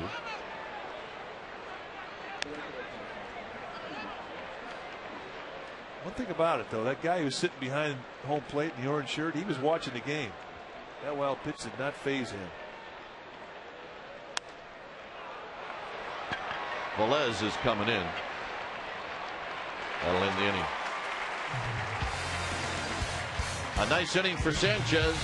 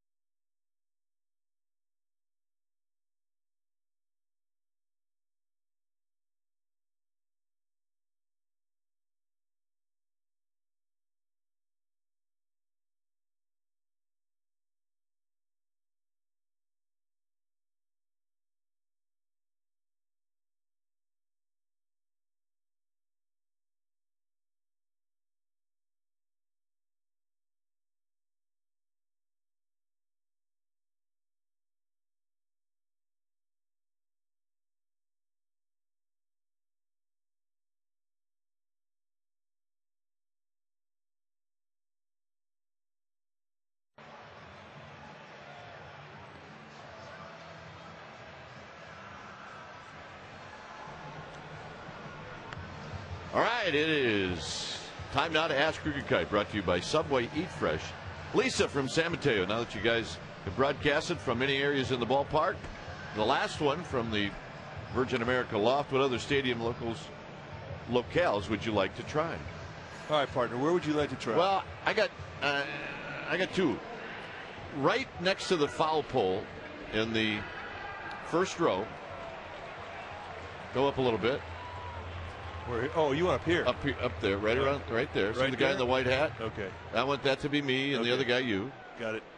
Or down the left field line in the club level, the first row. Here's Garco facing Kyle Kendrick. Kendrick, a sinker slider guy. But I got one other one. Where? That could be us right there. Yeah, I got the beard going, and you don't. I'm the guy with the gray hair. How about from our couch? Yeah, at home? That would not be good. We'd be asleep by the 5th inning. Garco takes a strike. When it's time for a change, think Speedy Oil Change and Tune-Up. Your oil change, tune-up, and smog experts. They're the numbers. Last season, he was a starter just about the whole year. Garco pops out to the second baseman, Utley, for out number one.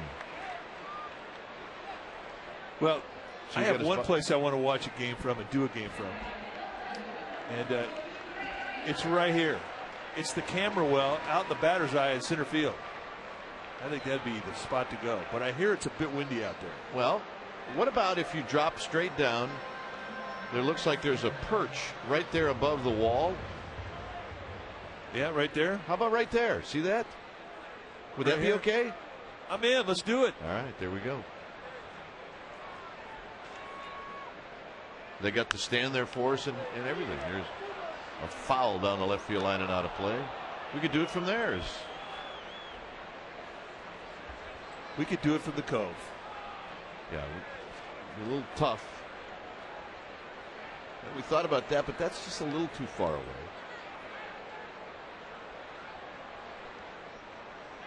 Here's the 0-1 to Lewis.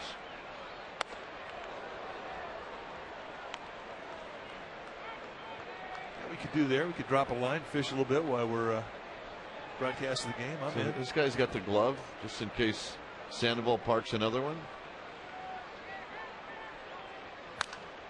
Lewis lifts it to Worth and right. 2 down.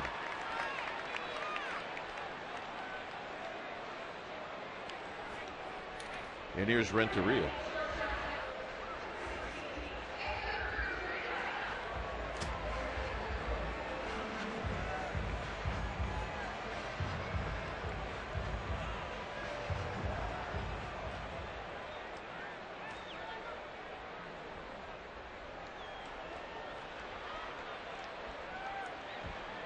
Renteria goes the other way, and he's got a base hit. So a couple of hits tonight for Edgar Renteria. That's a little platform you were talking about right there. Right there. I'm in. I'll tell you this. Wherever we decide, it'll be fun. See, the one thing that's really great about that is there wouldn't be any room for Grady. You saw Sammer out there with the handheld camera giving us a look of what it would look like. Rebate pounds that one foul. Grady Lieber, our stage manager. Yeah, you're right. He'd have to be standing in the behind the fence at center field. That'd be good. We have had Alma Lynch while Grady's been gone, and as always, she's done a terrific job.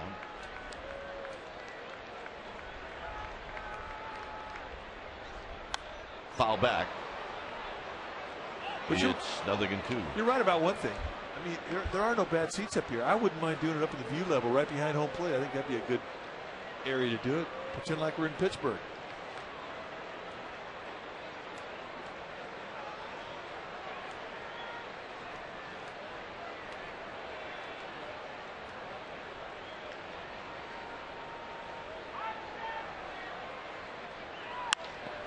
A line drive that'll carry right out to Ibanez to end the inning. 6th inning coming up, 7-1 Giants.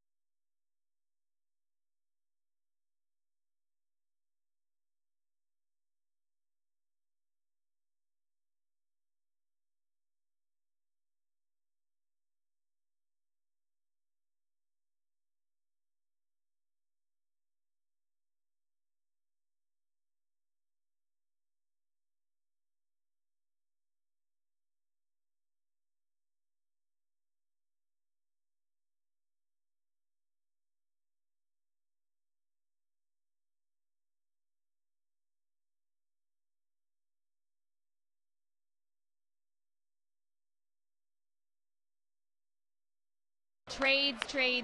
They've been made all week, which prompts tonight's poll question. Check it out at csnbayarea.com to vote. It is, do you agree with the decision to trade Tim Alderson for Freddie Sanchez? We want to hear from you, yes or no, and get the results in tonight's Giants post-game live. Dwayne? All right, Amy, here's Chase Utley facing Jonathan Sanchez. Look out. Is that a fastball? It was, and some immediate stank eye from Chase Utley.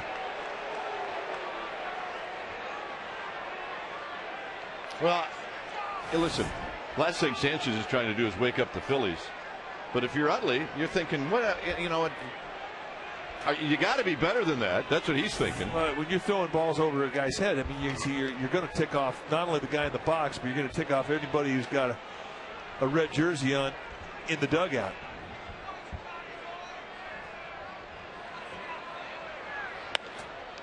But think of how the inning ended in the fifth. Sanchez had an 0-2 count to Carlos Ruiz and threw one completely, or to Jimmy Rollins rather, and completely hit the backstop with it.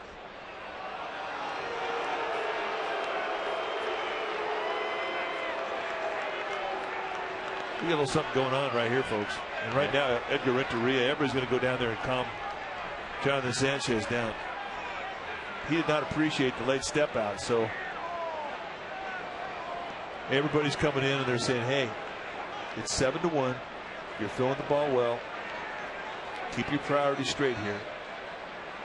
Hey, they're trying to get him rattled.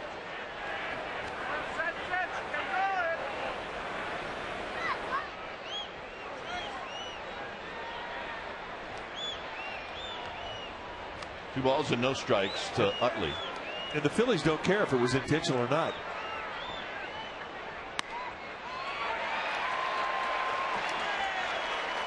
That's one of those pitches that if it goes over a guy's head, they really don't care if you meant it or if you did.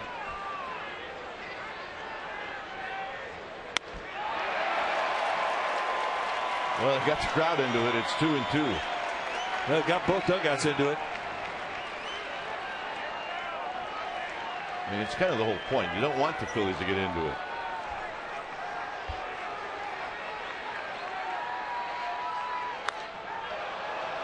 High and deep. Randy Wynn looking up. Gone. And it's 7-2. And now you got the Phillies into it.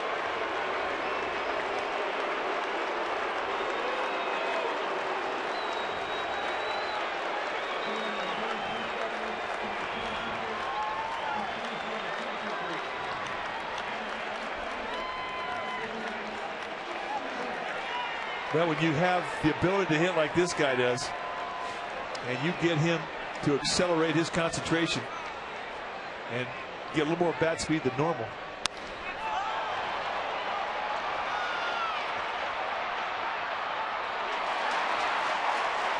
Wow.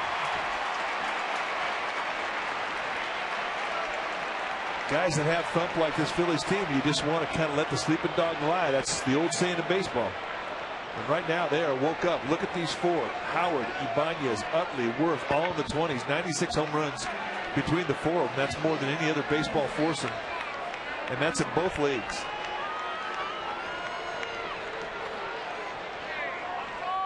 Listen, Sanchez had no intentions of throwing it there. Absolutely, he had none. But you're going to get some stank eye after that, and then you got to calm down.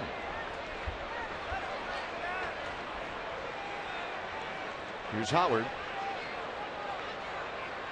The other thing too, Mike, is in a lot of ways it takes the inside corner away from Sanchez. How about that at bat from Utley, though? Wow.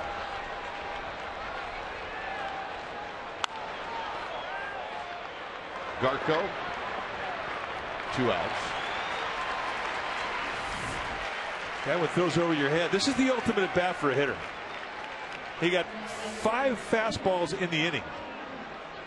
And as soon as he hits this one, he knows it's out of here. And it is the ultimate at bat. The guy throws it over your head, you take him deep in the same AB. You make your point. Here's Ibanez. Ibanez takes a strike.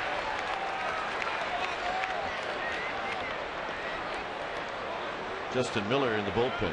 We're in the 6th. A lot of game left. 1 ball and 1 strike. That's 95 pitches now for Sanchez. He is due to lead off the bottom of the 6th, and we'll see if he will be the guy.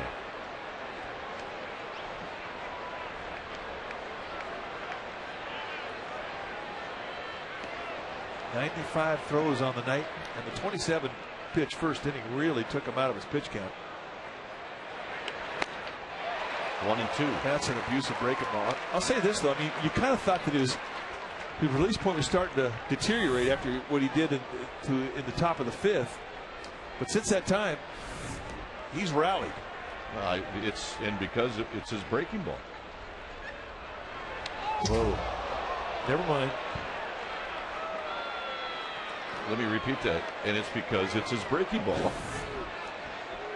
Completely underneath it on the overthrow and just missing so badly, Richie Molina can't even hardly get a glove on it.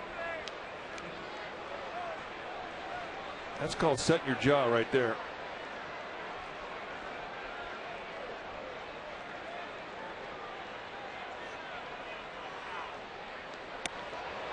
Three and 2. He has lost the feel of that fastball, folks.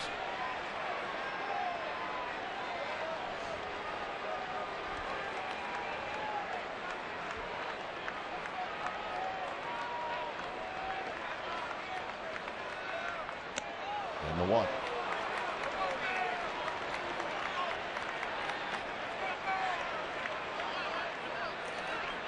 Well, he threw one of the best breaking balls we've seen him throw to get the second strike, and then not even close the next 2 pitches, and the skipper's seeing the same thing, and he's going to pin.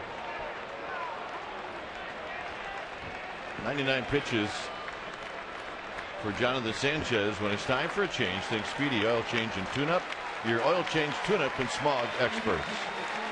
We'll be back.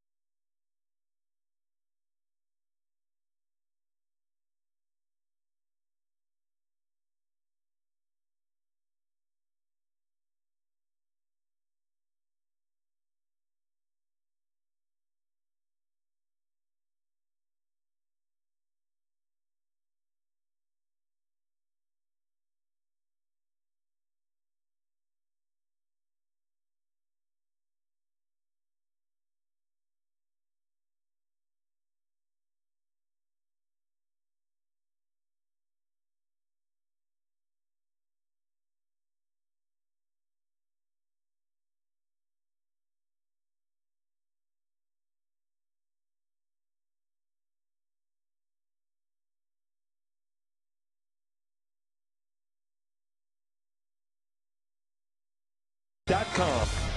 Big O Tires. Justin Miller to face Ben Francisco.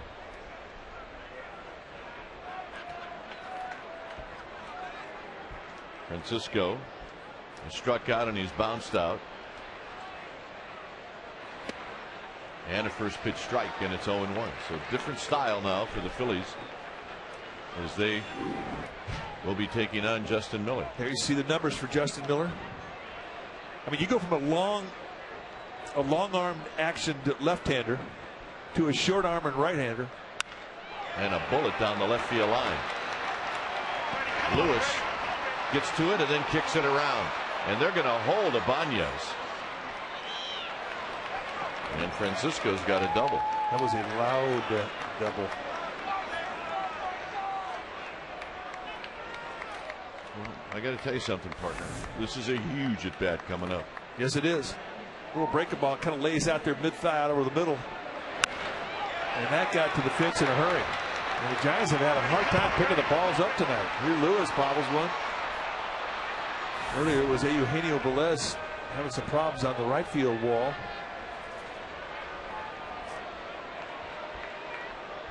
Well, a hit here gets the Phillies very interested in this game. And a strike.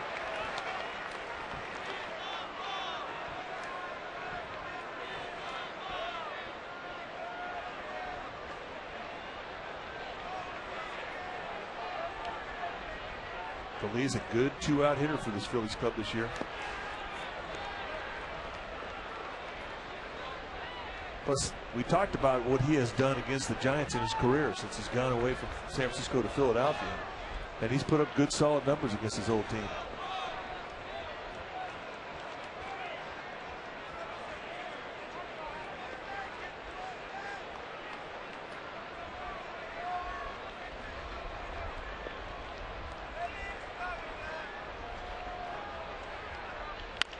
On the ground, tough hop.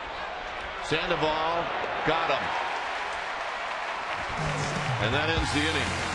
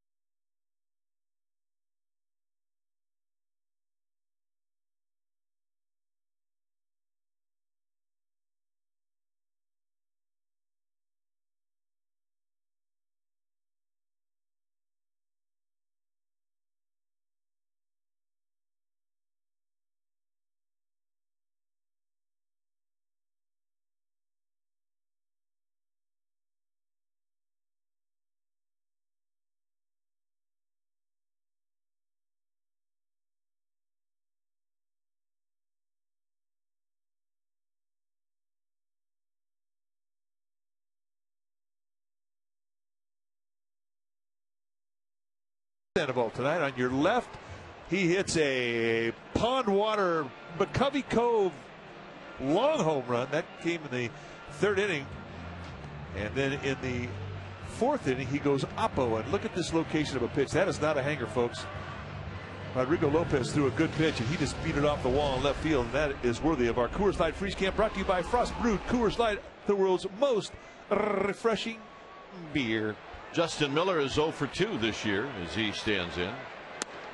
And he takes a pitch, and it's a strike, and it's 0-1. Happy 90th, Grandma.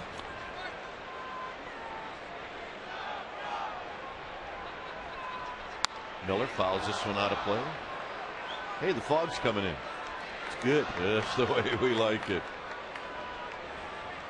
I mean, the Phillies have to be a little body shocked, don't they? 118 degrees yesterday in Arizona. Here they're coming into 54 degrees in San Francisco.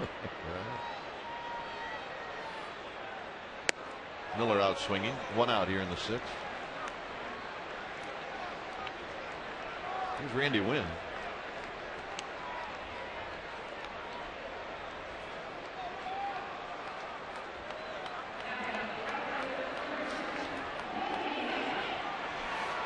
You know what I can't wait for? Let me see. Tomorrow night. Nope. I can't wait for Eugenio Velez's next at bat. There you go. Here's Randy Wynn. Randy Wynn drew a walk after replacing Andres Torres. Torres looked like he had a cramp in his hamstring, or hopefully didn't pull a hamstring, but he left the ball game. Randy Wynn takes low.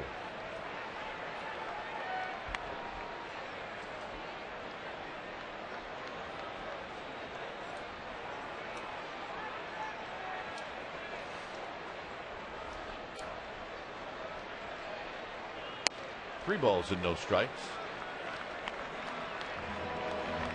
You believe, Mike, that Saturday's game, it'll be Lincecum against Jamie Moyer, August 1st. Wow, I can't believe it's August already. They're telling us in the truck that it's going to be Blanton. We talked about the injury to Andres Torres.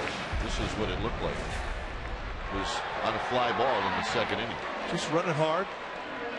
It was the last out of the inning, but as he ran to the bag, he felt something bite in his left hamstring. Dave Gresham, the Giants head trainer, went out there, took a look at it, and said, "You know what? We're not taking any chances with him." And he's had some leg problems earlier this year. Velez is 3 for 3.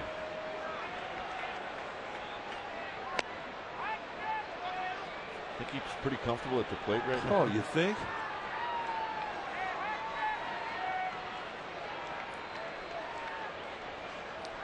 His base hit in the fourth inning came with the bases loaded, and it knocked in a pair.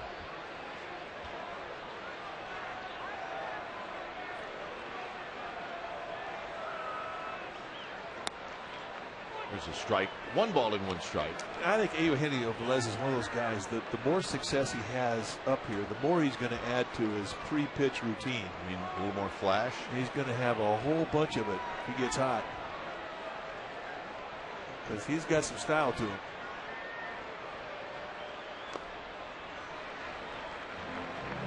Earlier in the year, when he was not quite defined the strike zone, he was swinging at that pitch.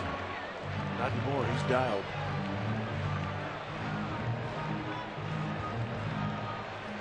Never seems to fail. When a guy gets hot, it usually means he's seeing the strike zone better and he's getting better pitches to hit.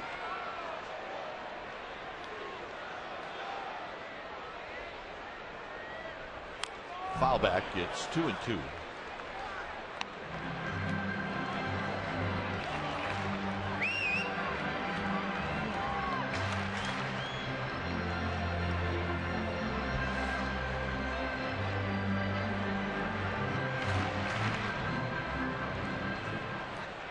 Randy Wynn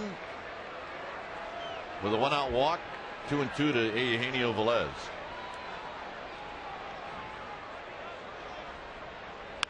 Swinging a shot off his fist. There's one and a pair, and that'll end the inning. Around the horn for a double play. We'll head to the 7th inning. 7-2 Giants.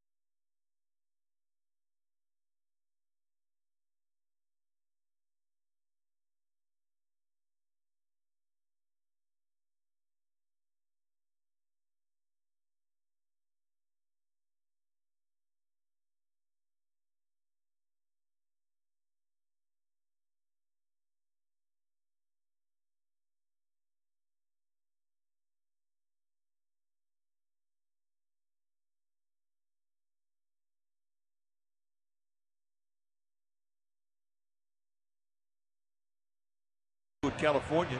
This season where the Pirates hit 296 with 6 big flies and 34 RBIs. A 995 fielding percentage, that's second best in the National League, his MLB career. 300 average in 708 games. He's made the All-Star team 3 times and a National League batting title winner in 2006. That is Freddie Sanchez. Welcome to the club. Here's Ruiz.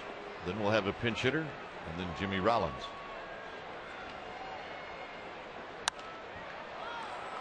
Randy Wynn will patrol right field. One out.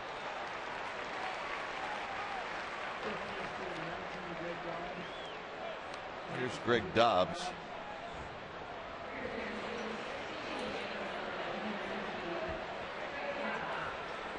So Dobbs will pinch hit. That is a cigar and a half right there. I think you could hit with that thing. It is not the first time that young man has had a cigar. It's kind of, he's a Kuiper fan. He likes the Tribe. He likes the Giants. Right. That was the old logo, by the way, long before I was with the Indians. Remember back when we were playing, you could smoke cigars at the ballpark? Yeah.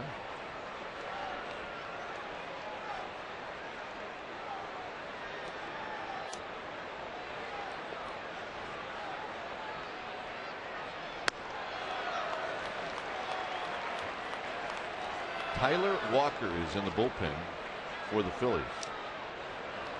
Our old pal Tyler Walker. Good guy. Glad to see him back in the big leagues.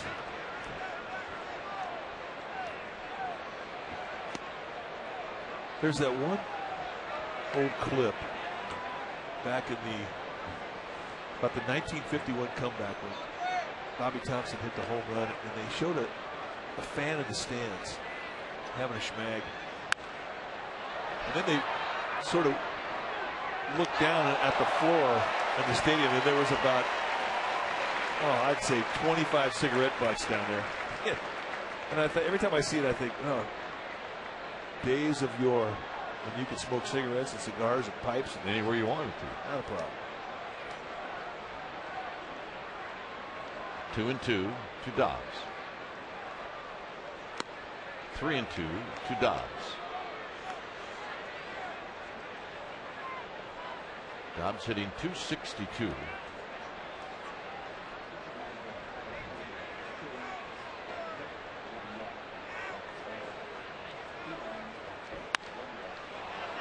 Left field coming in is Lewis, still coming in, and he'll make the catch.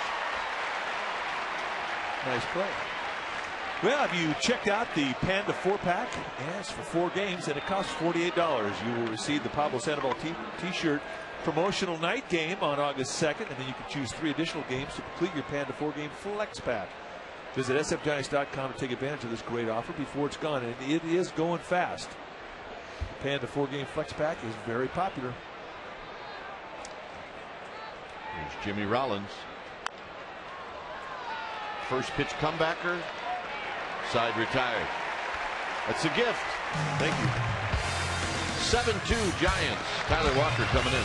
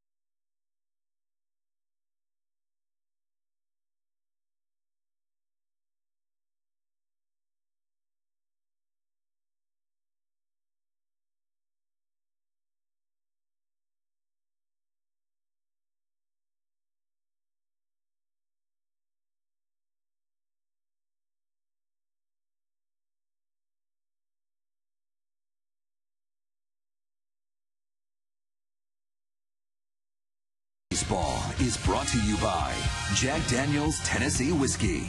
Please drink responsibly. And by Comcast HD, with more HD than any one period. Here's our McDonald's game summary. The Giants with a 7-2 lead here in the 7th inning. Utley's got a solo home run.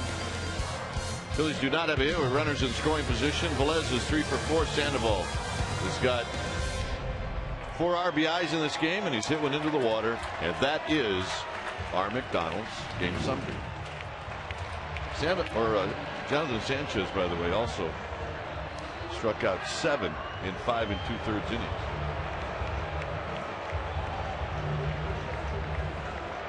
So Tyler Walker is the new pitcher. I got to believe his heart's pumping pretty good coming back to San Francisco. He's been in 12 games. This will be his 12th game, rather, for the Phillies. 1-0 on the year, 3.46 ERA, 7 strikeouts, 3 walks, and 13 innings pitched. Walker, a fastball that'll go low 90s with a slider and a split combination. And I got to tell you, it's going to take a little while to get used to watching Tyler Walker throwing the Phillies uni. Used to him wearing the Giants uni.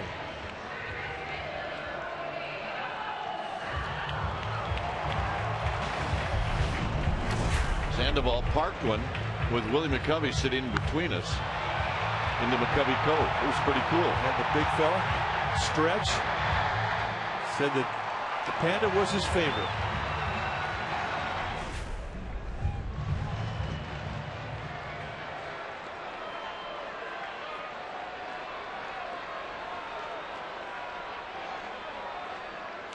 On the ground, foul. Steve Kowalski, nice play out of it. Now, why couldn't David Schwartz do that the other night? Because he didn't have his glasses on. No balls in 1 strike.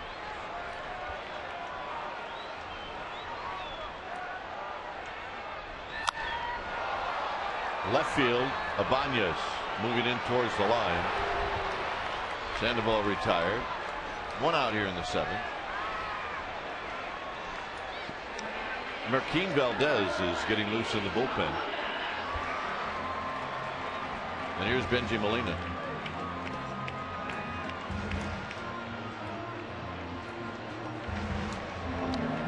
Everything else around the major leagues today, finals. Last man standing.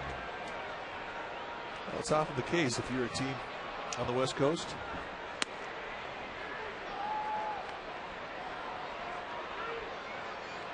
Oh yeah, there's a true heart.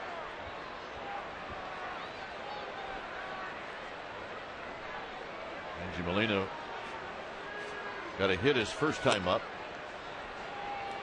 Was behind the plate many, many times, catching Tyler Walker. Now facing Tyler Walker with a bat in his hand.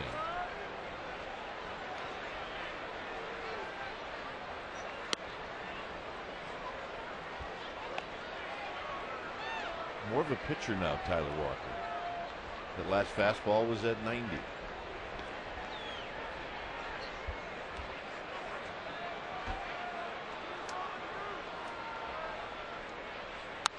Out of play, 2-2. Scott Air, another former Giant, in the bullpen now with the Phillies. He's a good Giant. Left the Giants, went to the Cubs. Now he's in Philadelphia, part of that championship team last year.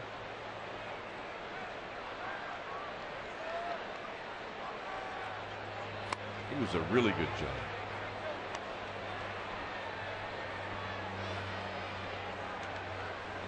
For a while at the beginning of the year, the Phillies had 2 former lefties in their bullpen, Jack Tashner and Scott Air. I believe Tash is somewhere looking for work.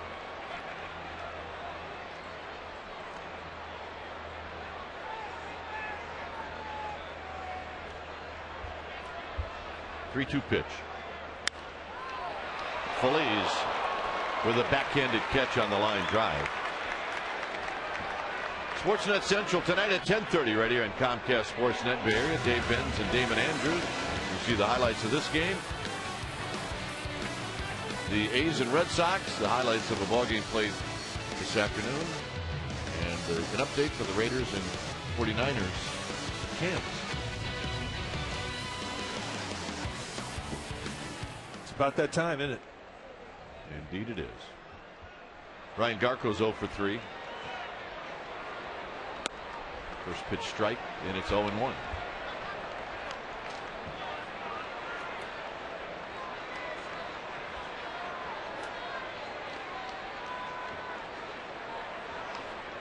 Garco 1 for 10 in a Giants uniform.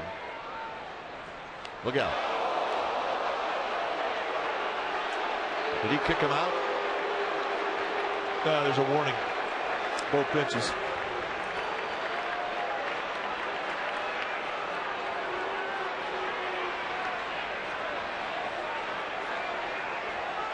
And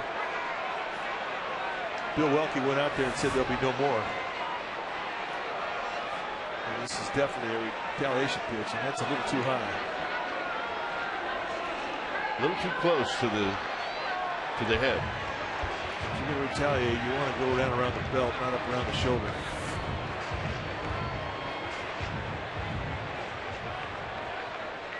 Well, game on.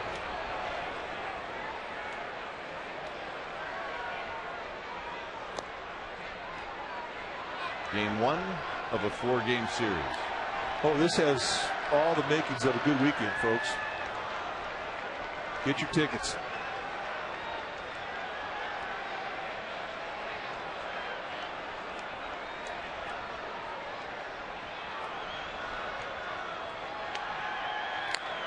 Pulled foul.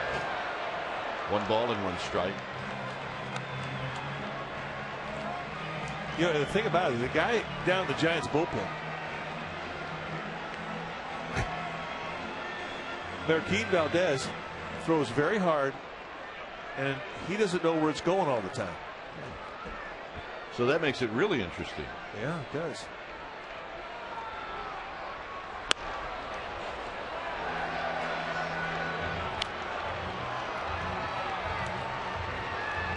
But in a 7-2 ball game, the 7th inning, if you were wondering if concentration in the dugouts sort of were wandering, think no more. It was very quiet, both dugouts. Utley boots it. It'll be an error on Utley.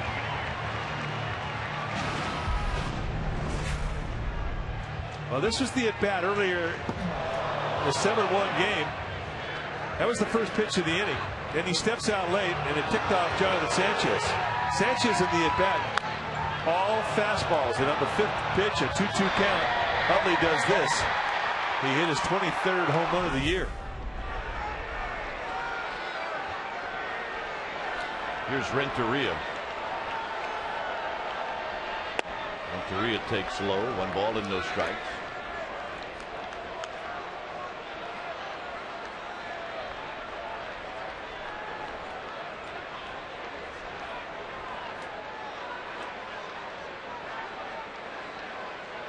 Molina's giving some first aid.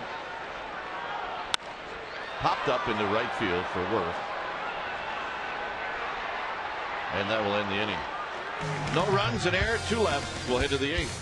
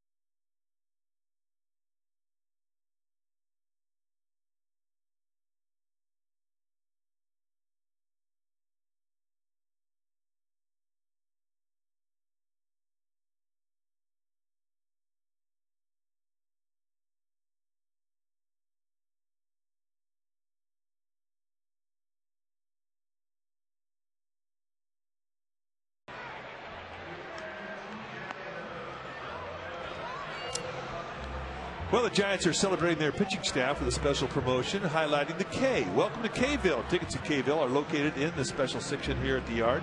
A purchase of a ticket in K-ville gets fans this great package. You get a ticket in the K-ville section, a collector's K-ville t-shirt, a foam orange K, and $10 in food and beverage through Splash Ticks, all for only 55 bungeros.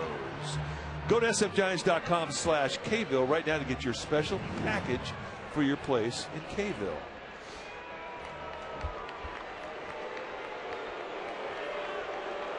Chase Utley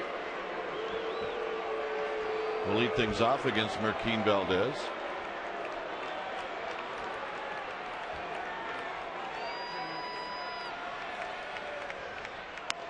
And a strike. At 98. 32nd time that Valdez has come into a game. 2-0 on the year. 26 strikeouts in 34 innings. Fastball slider split. Or changeup rather. Circle change.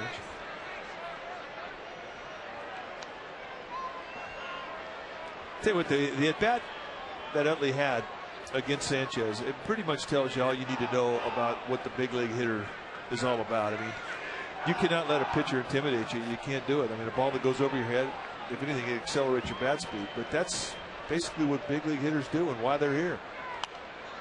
You can't intimidate them.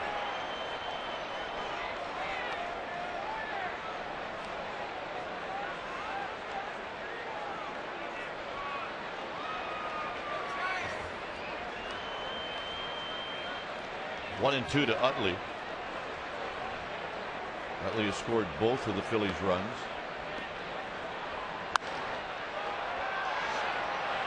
Freddie Lewis over by the line. All right, in the Acme Chop House is Scott Reese. Scott. All right, guys, should be a good post-game show as Brian Murphy from KNBR will join me. Full highlights and analysis. We'll break down Jonathan Sanchez and, of course, the offensive heroes, including the Kung Fu Panda. We'll see you after the game, guys.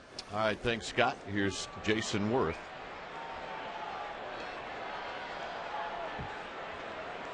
Worth is 0 for 3. And he takes a 99-mile-an-hour fastball for a strike. And it's an easy 99. You watch Valdez throw it. It doesn't look like he's breaking a sweat when he's putting a high 90s fastball at you. 0-2. And that was just nasty. You know, when you get 99, even if it's straight, it's a, you know, it's not an easy pitch to hit. But when you put movement and movement that runs in on your hands at 98, that's rugged.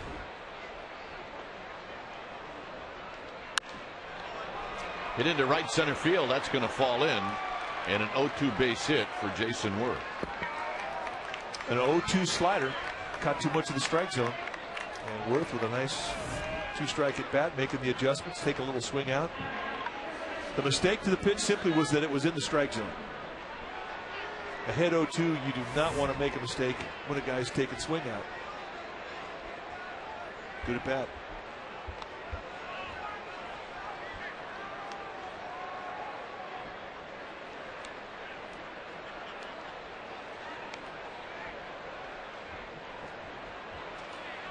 Ryan Howard will bat with the overshift.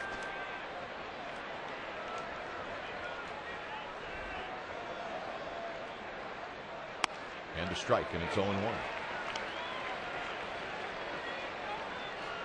Guy's throwing 98, 99. He gives up a breaking ball base hit. You know what he's thinking. I'm not throwing any more breaking balls.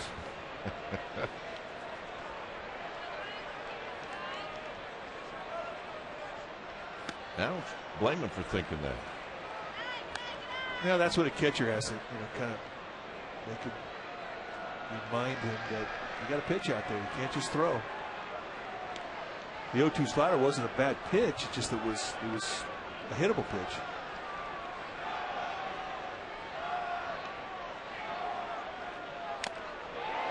One and two. Howard doesn't have to swing very hard to hit one out at any time, but especially with facing Marquin Valdez, as hard as he throws, With that last fastball, 100 miles an hour.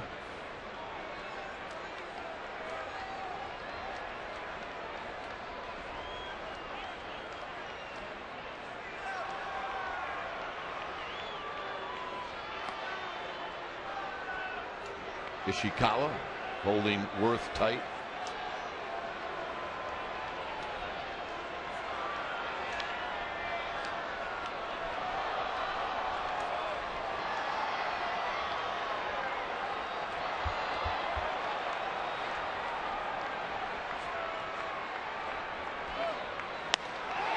Got him.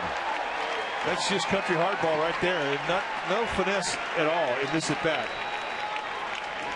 Marquin Valdez says, I'm not getting bent on another 0-2 breaking ball. Boom! Goes right across the letters. And Ryan Howard sent packing.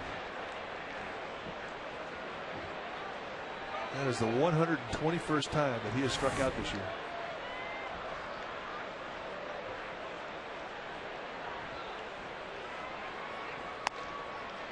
Here's Raul Ibanez.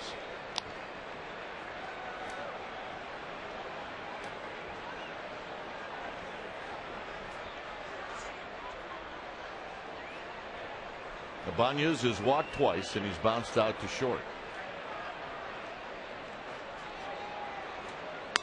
And he takes a strike to even the count.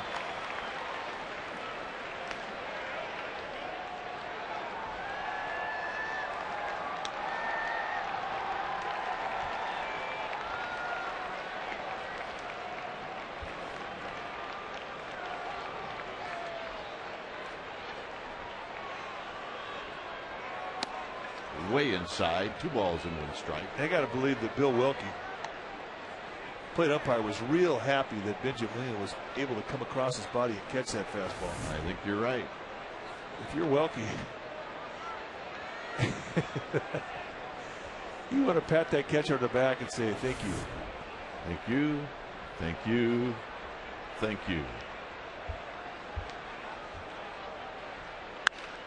Lined. Lewis makes the catch as he goes down on his belly to end the inning.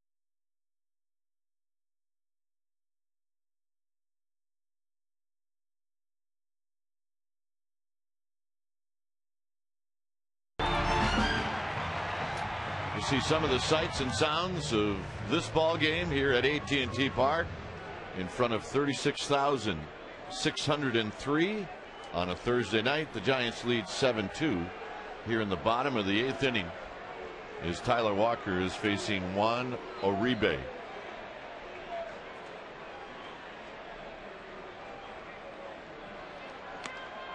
And a foul off the bat of Uribe, Travis Ishikawa, and then Randy Wynn. We're in the 8th.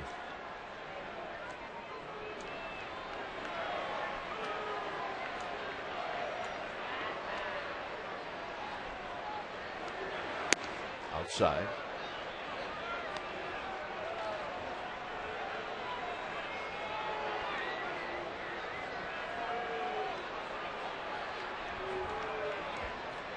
Nine hits for the Giants, 5 for the Phillies. The Phillies have committed 3 errors.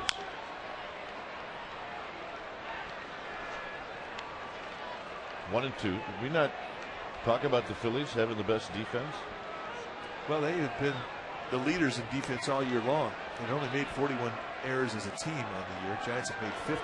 Giants are in 5th, ranked 5th in the National League defensively. But tonight's 3 errors will move the Phillies down the ladder. Well, the error by Feliz, which really wasn't his fault, tried for a force play at second and Utley wasn't on the bag, and they gave Feliz the error, opened the door for the Giants to score 4 times in the 4th. A hanging breaking ball, and Uribe is out swinging. All right, let's check in with Amy G. Amy? All right, Dwayne, this one's for you because I know you like the show 24. Well, so does the newest Giant, Freddie Sanchez. So here's a look back at his first 24 hours in San Francisco. On his way to the Pirates bus, he gets called back. He's told you're now a Giant. He does an hour and a half of interviews, goes and sees the medical staff. Then he spends time with Giants management, gets a night's sleep in a hotel. This morning, wakes up, first thing comes to the park, goes and picks up his wife and 2 boys at the airport and looks for a place to live. I hope he gets a good night's rest tonight. And Dwayne, that's more drama than Jack Bauer ever saw. Right? Oh, are you kidding? Jack Bauer would have folded, but not Freddie Sanchez. Yeah, that Jack Bauer's a wimp, isn't he?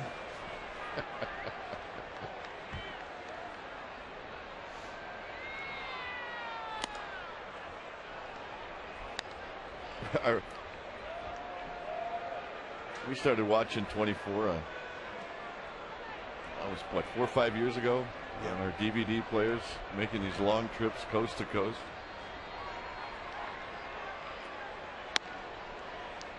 And we'd go every season, and a new season would come out on DVD, and we'd get it. We'd look up about 4 rows, and John Miller's reading a book. And then one year he tells us he watched 5 years in a row. Nonstop. He really did it in like 24 hours. Did not come out of the house for 2 days. He said he just got into it, and he couldn't stop. See, now there's Jack Bauer incognito right there in the middle. Yep. 3-1 to Ishikawa.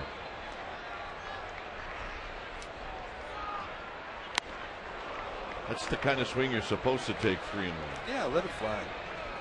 Try and hit it out off the scoreboard.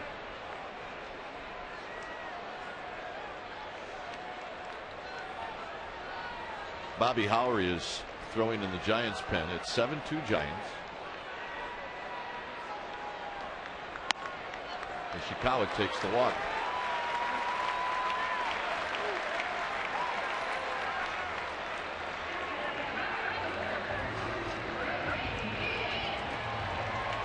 It's a strange feeling when you come back and pitch against your old team, especially when a lot of your teammates that you played with are still there. It's really hard to concentrate.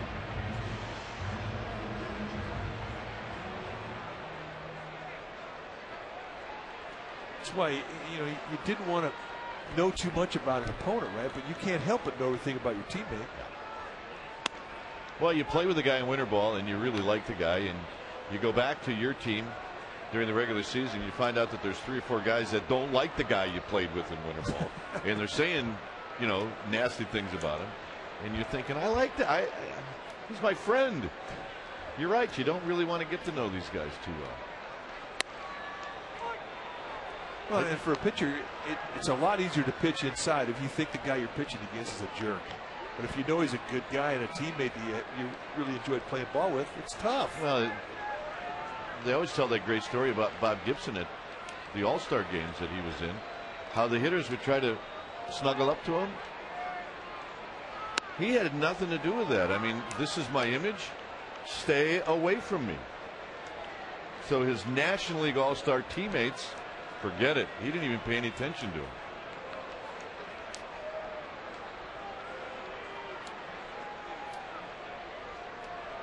One and two to Randy Wynn.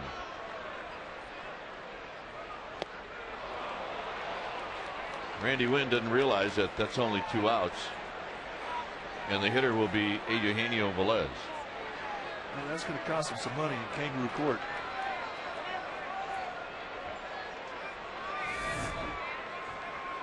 I mean, you take your hat off and drop the bat when it's 3 outs.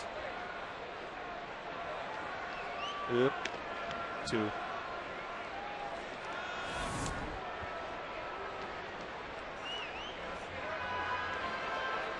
Something's wrong with Tyler Walker, or something's wrong with the catcher, or something's wrong with somebody. Is it Ruiz?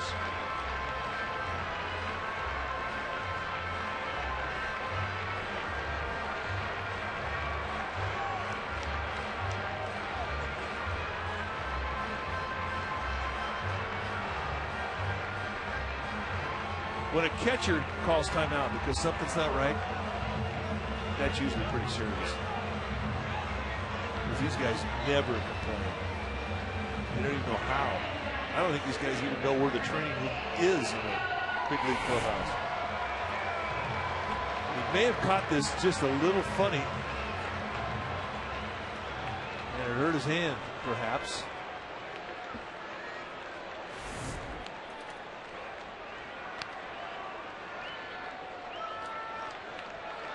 Velez is 3 for 4.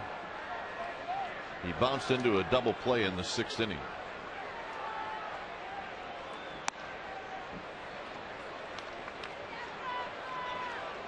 This is a great spot in the Giants lineup to hit. When you're hitting ahead of Pablo Sandoval, you're going to get some pitches in the strike zone. There's his night, and it's a good one.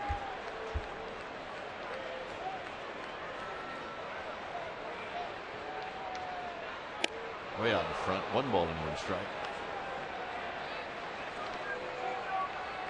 Yep. If he starts hitting 340, he is going to be a one-man show up there in the batter's box. He'll be doing stuff that we've never seen before.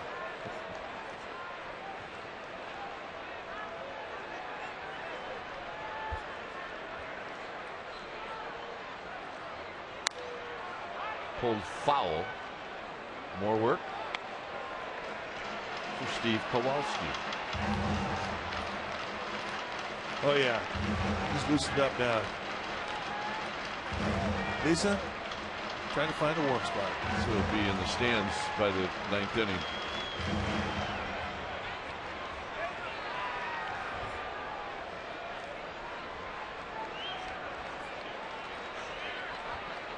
One and 2.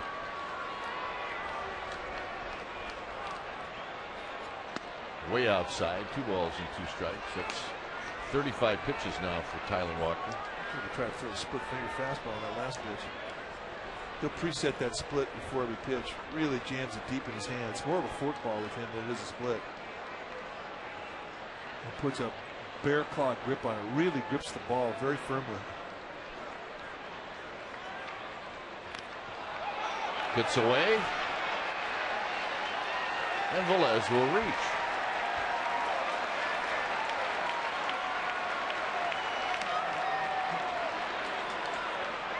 That's 3 strikeouts in the inning for Tyler Walker.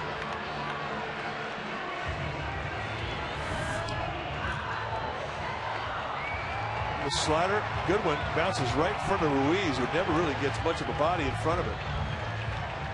When a breaking ball gets by a catcher, it's very upsetting to a guy that wears the tools of ignorance. Sandoval.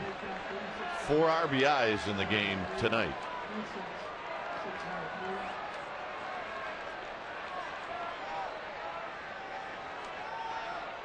Look out. 1 ball and no strikes.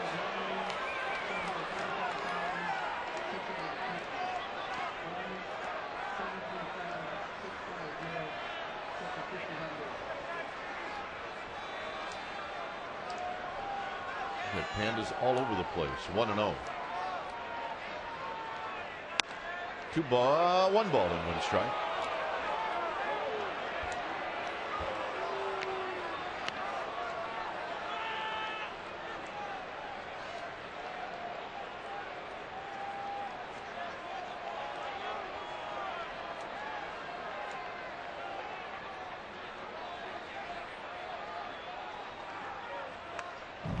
Wow. 1-2. Fastball 91 to right above the hands. Perhaps not in the strike zone, but that Sandoval, we've seen him hit that pitch. Yeah.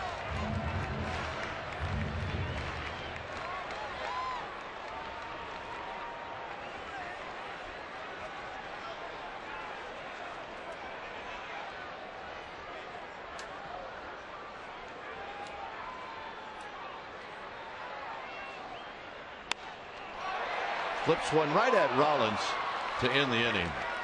So here comes the 9th. It stays 7-2 Giants.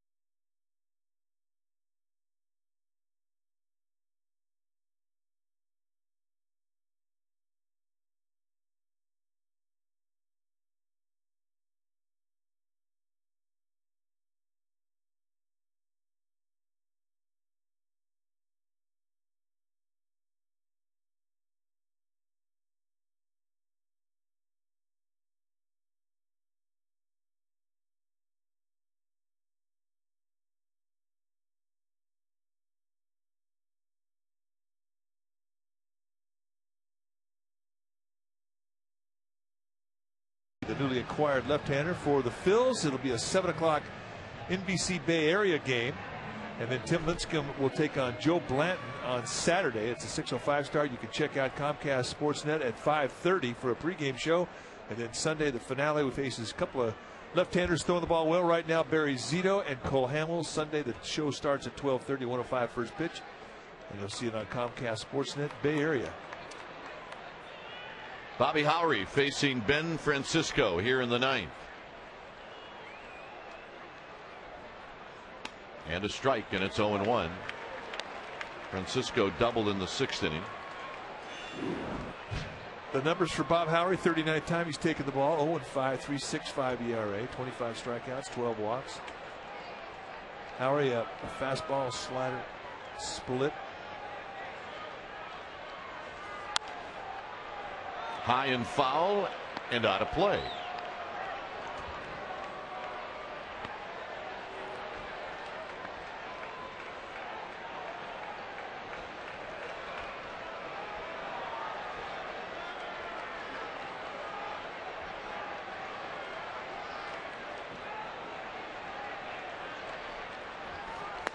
Low and away from Howry, 1-2. Ben Francisco with the Indians had 10 home runs, 33 driven in.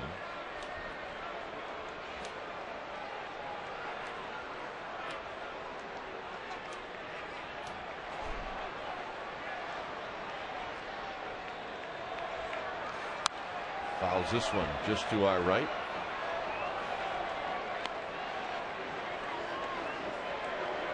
1-2. A fan with a Phillies hat and jacket on caught the ball right here in the level right in front of us. No, he picked it up off the ground. Well, it hit him in the hands. He dropped it 3 times, and then he picked it up off the ground, and he got booed. Down low. 2 balls and 2 strikes. They were hard on this poor guy. This couple here. I said, I can't take it anymore. She's trying to be sympathetic, but yeah, she's got a fake cry going. Yeah. Popped out of play again.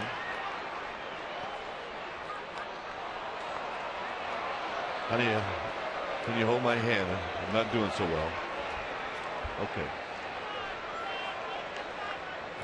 It's falling on deaf ears. That's all I'm telling you.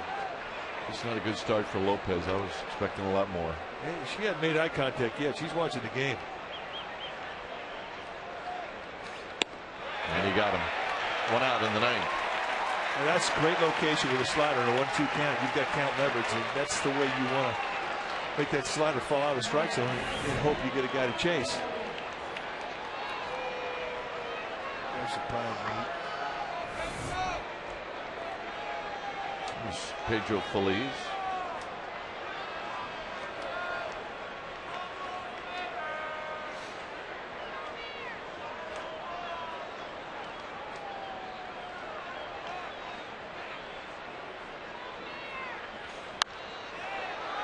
Very high to Randy Wynn. 2 down. And Carlos Ruiz will step up.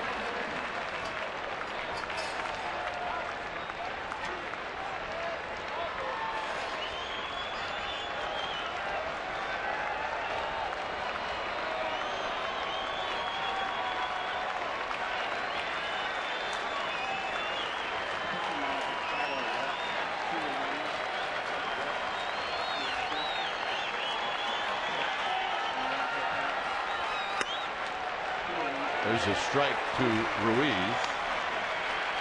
Oh yeah, she's into it. Yep.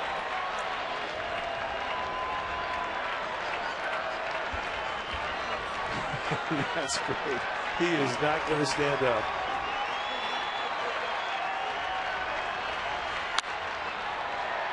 Randy Wynn moving over towards the line. Checks to see where the mound is, and he makes the catch. And that's the ball game. I'm not standing up. I am not going to stand up. Game 1 of this 4-game series goes to the Giants.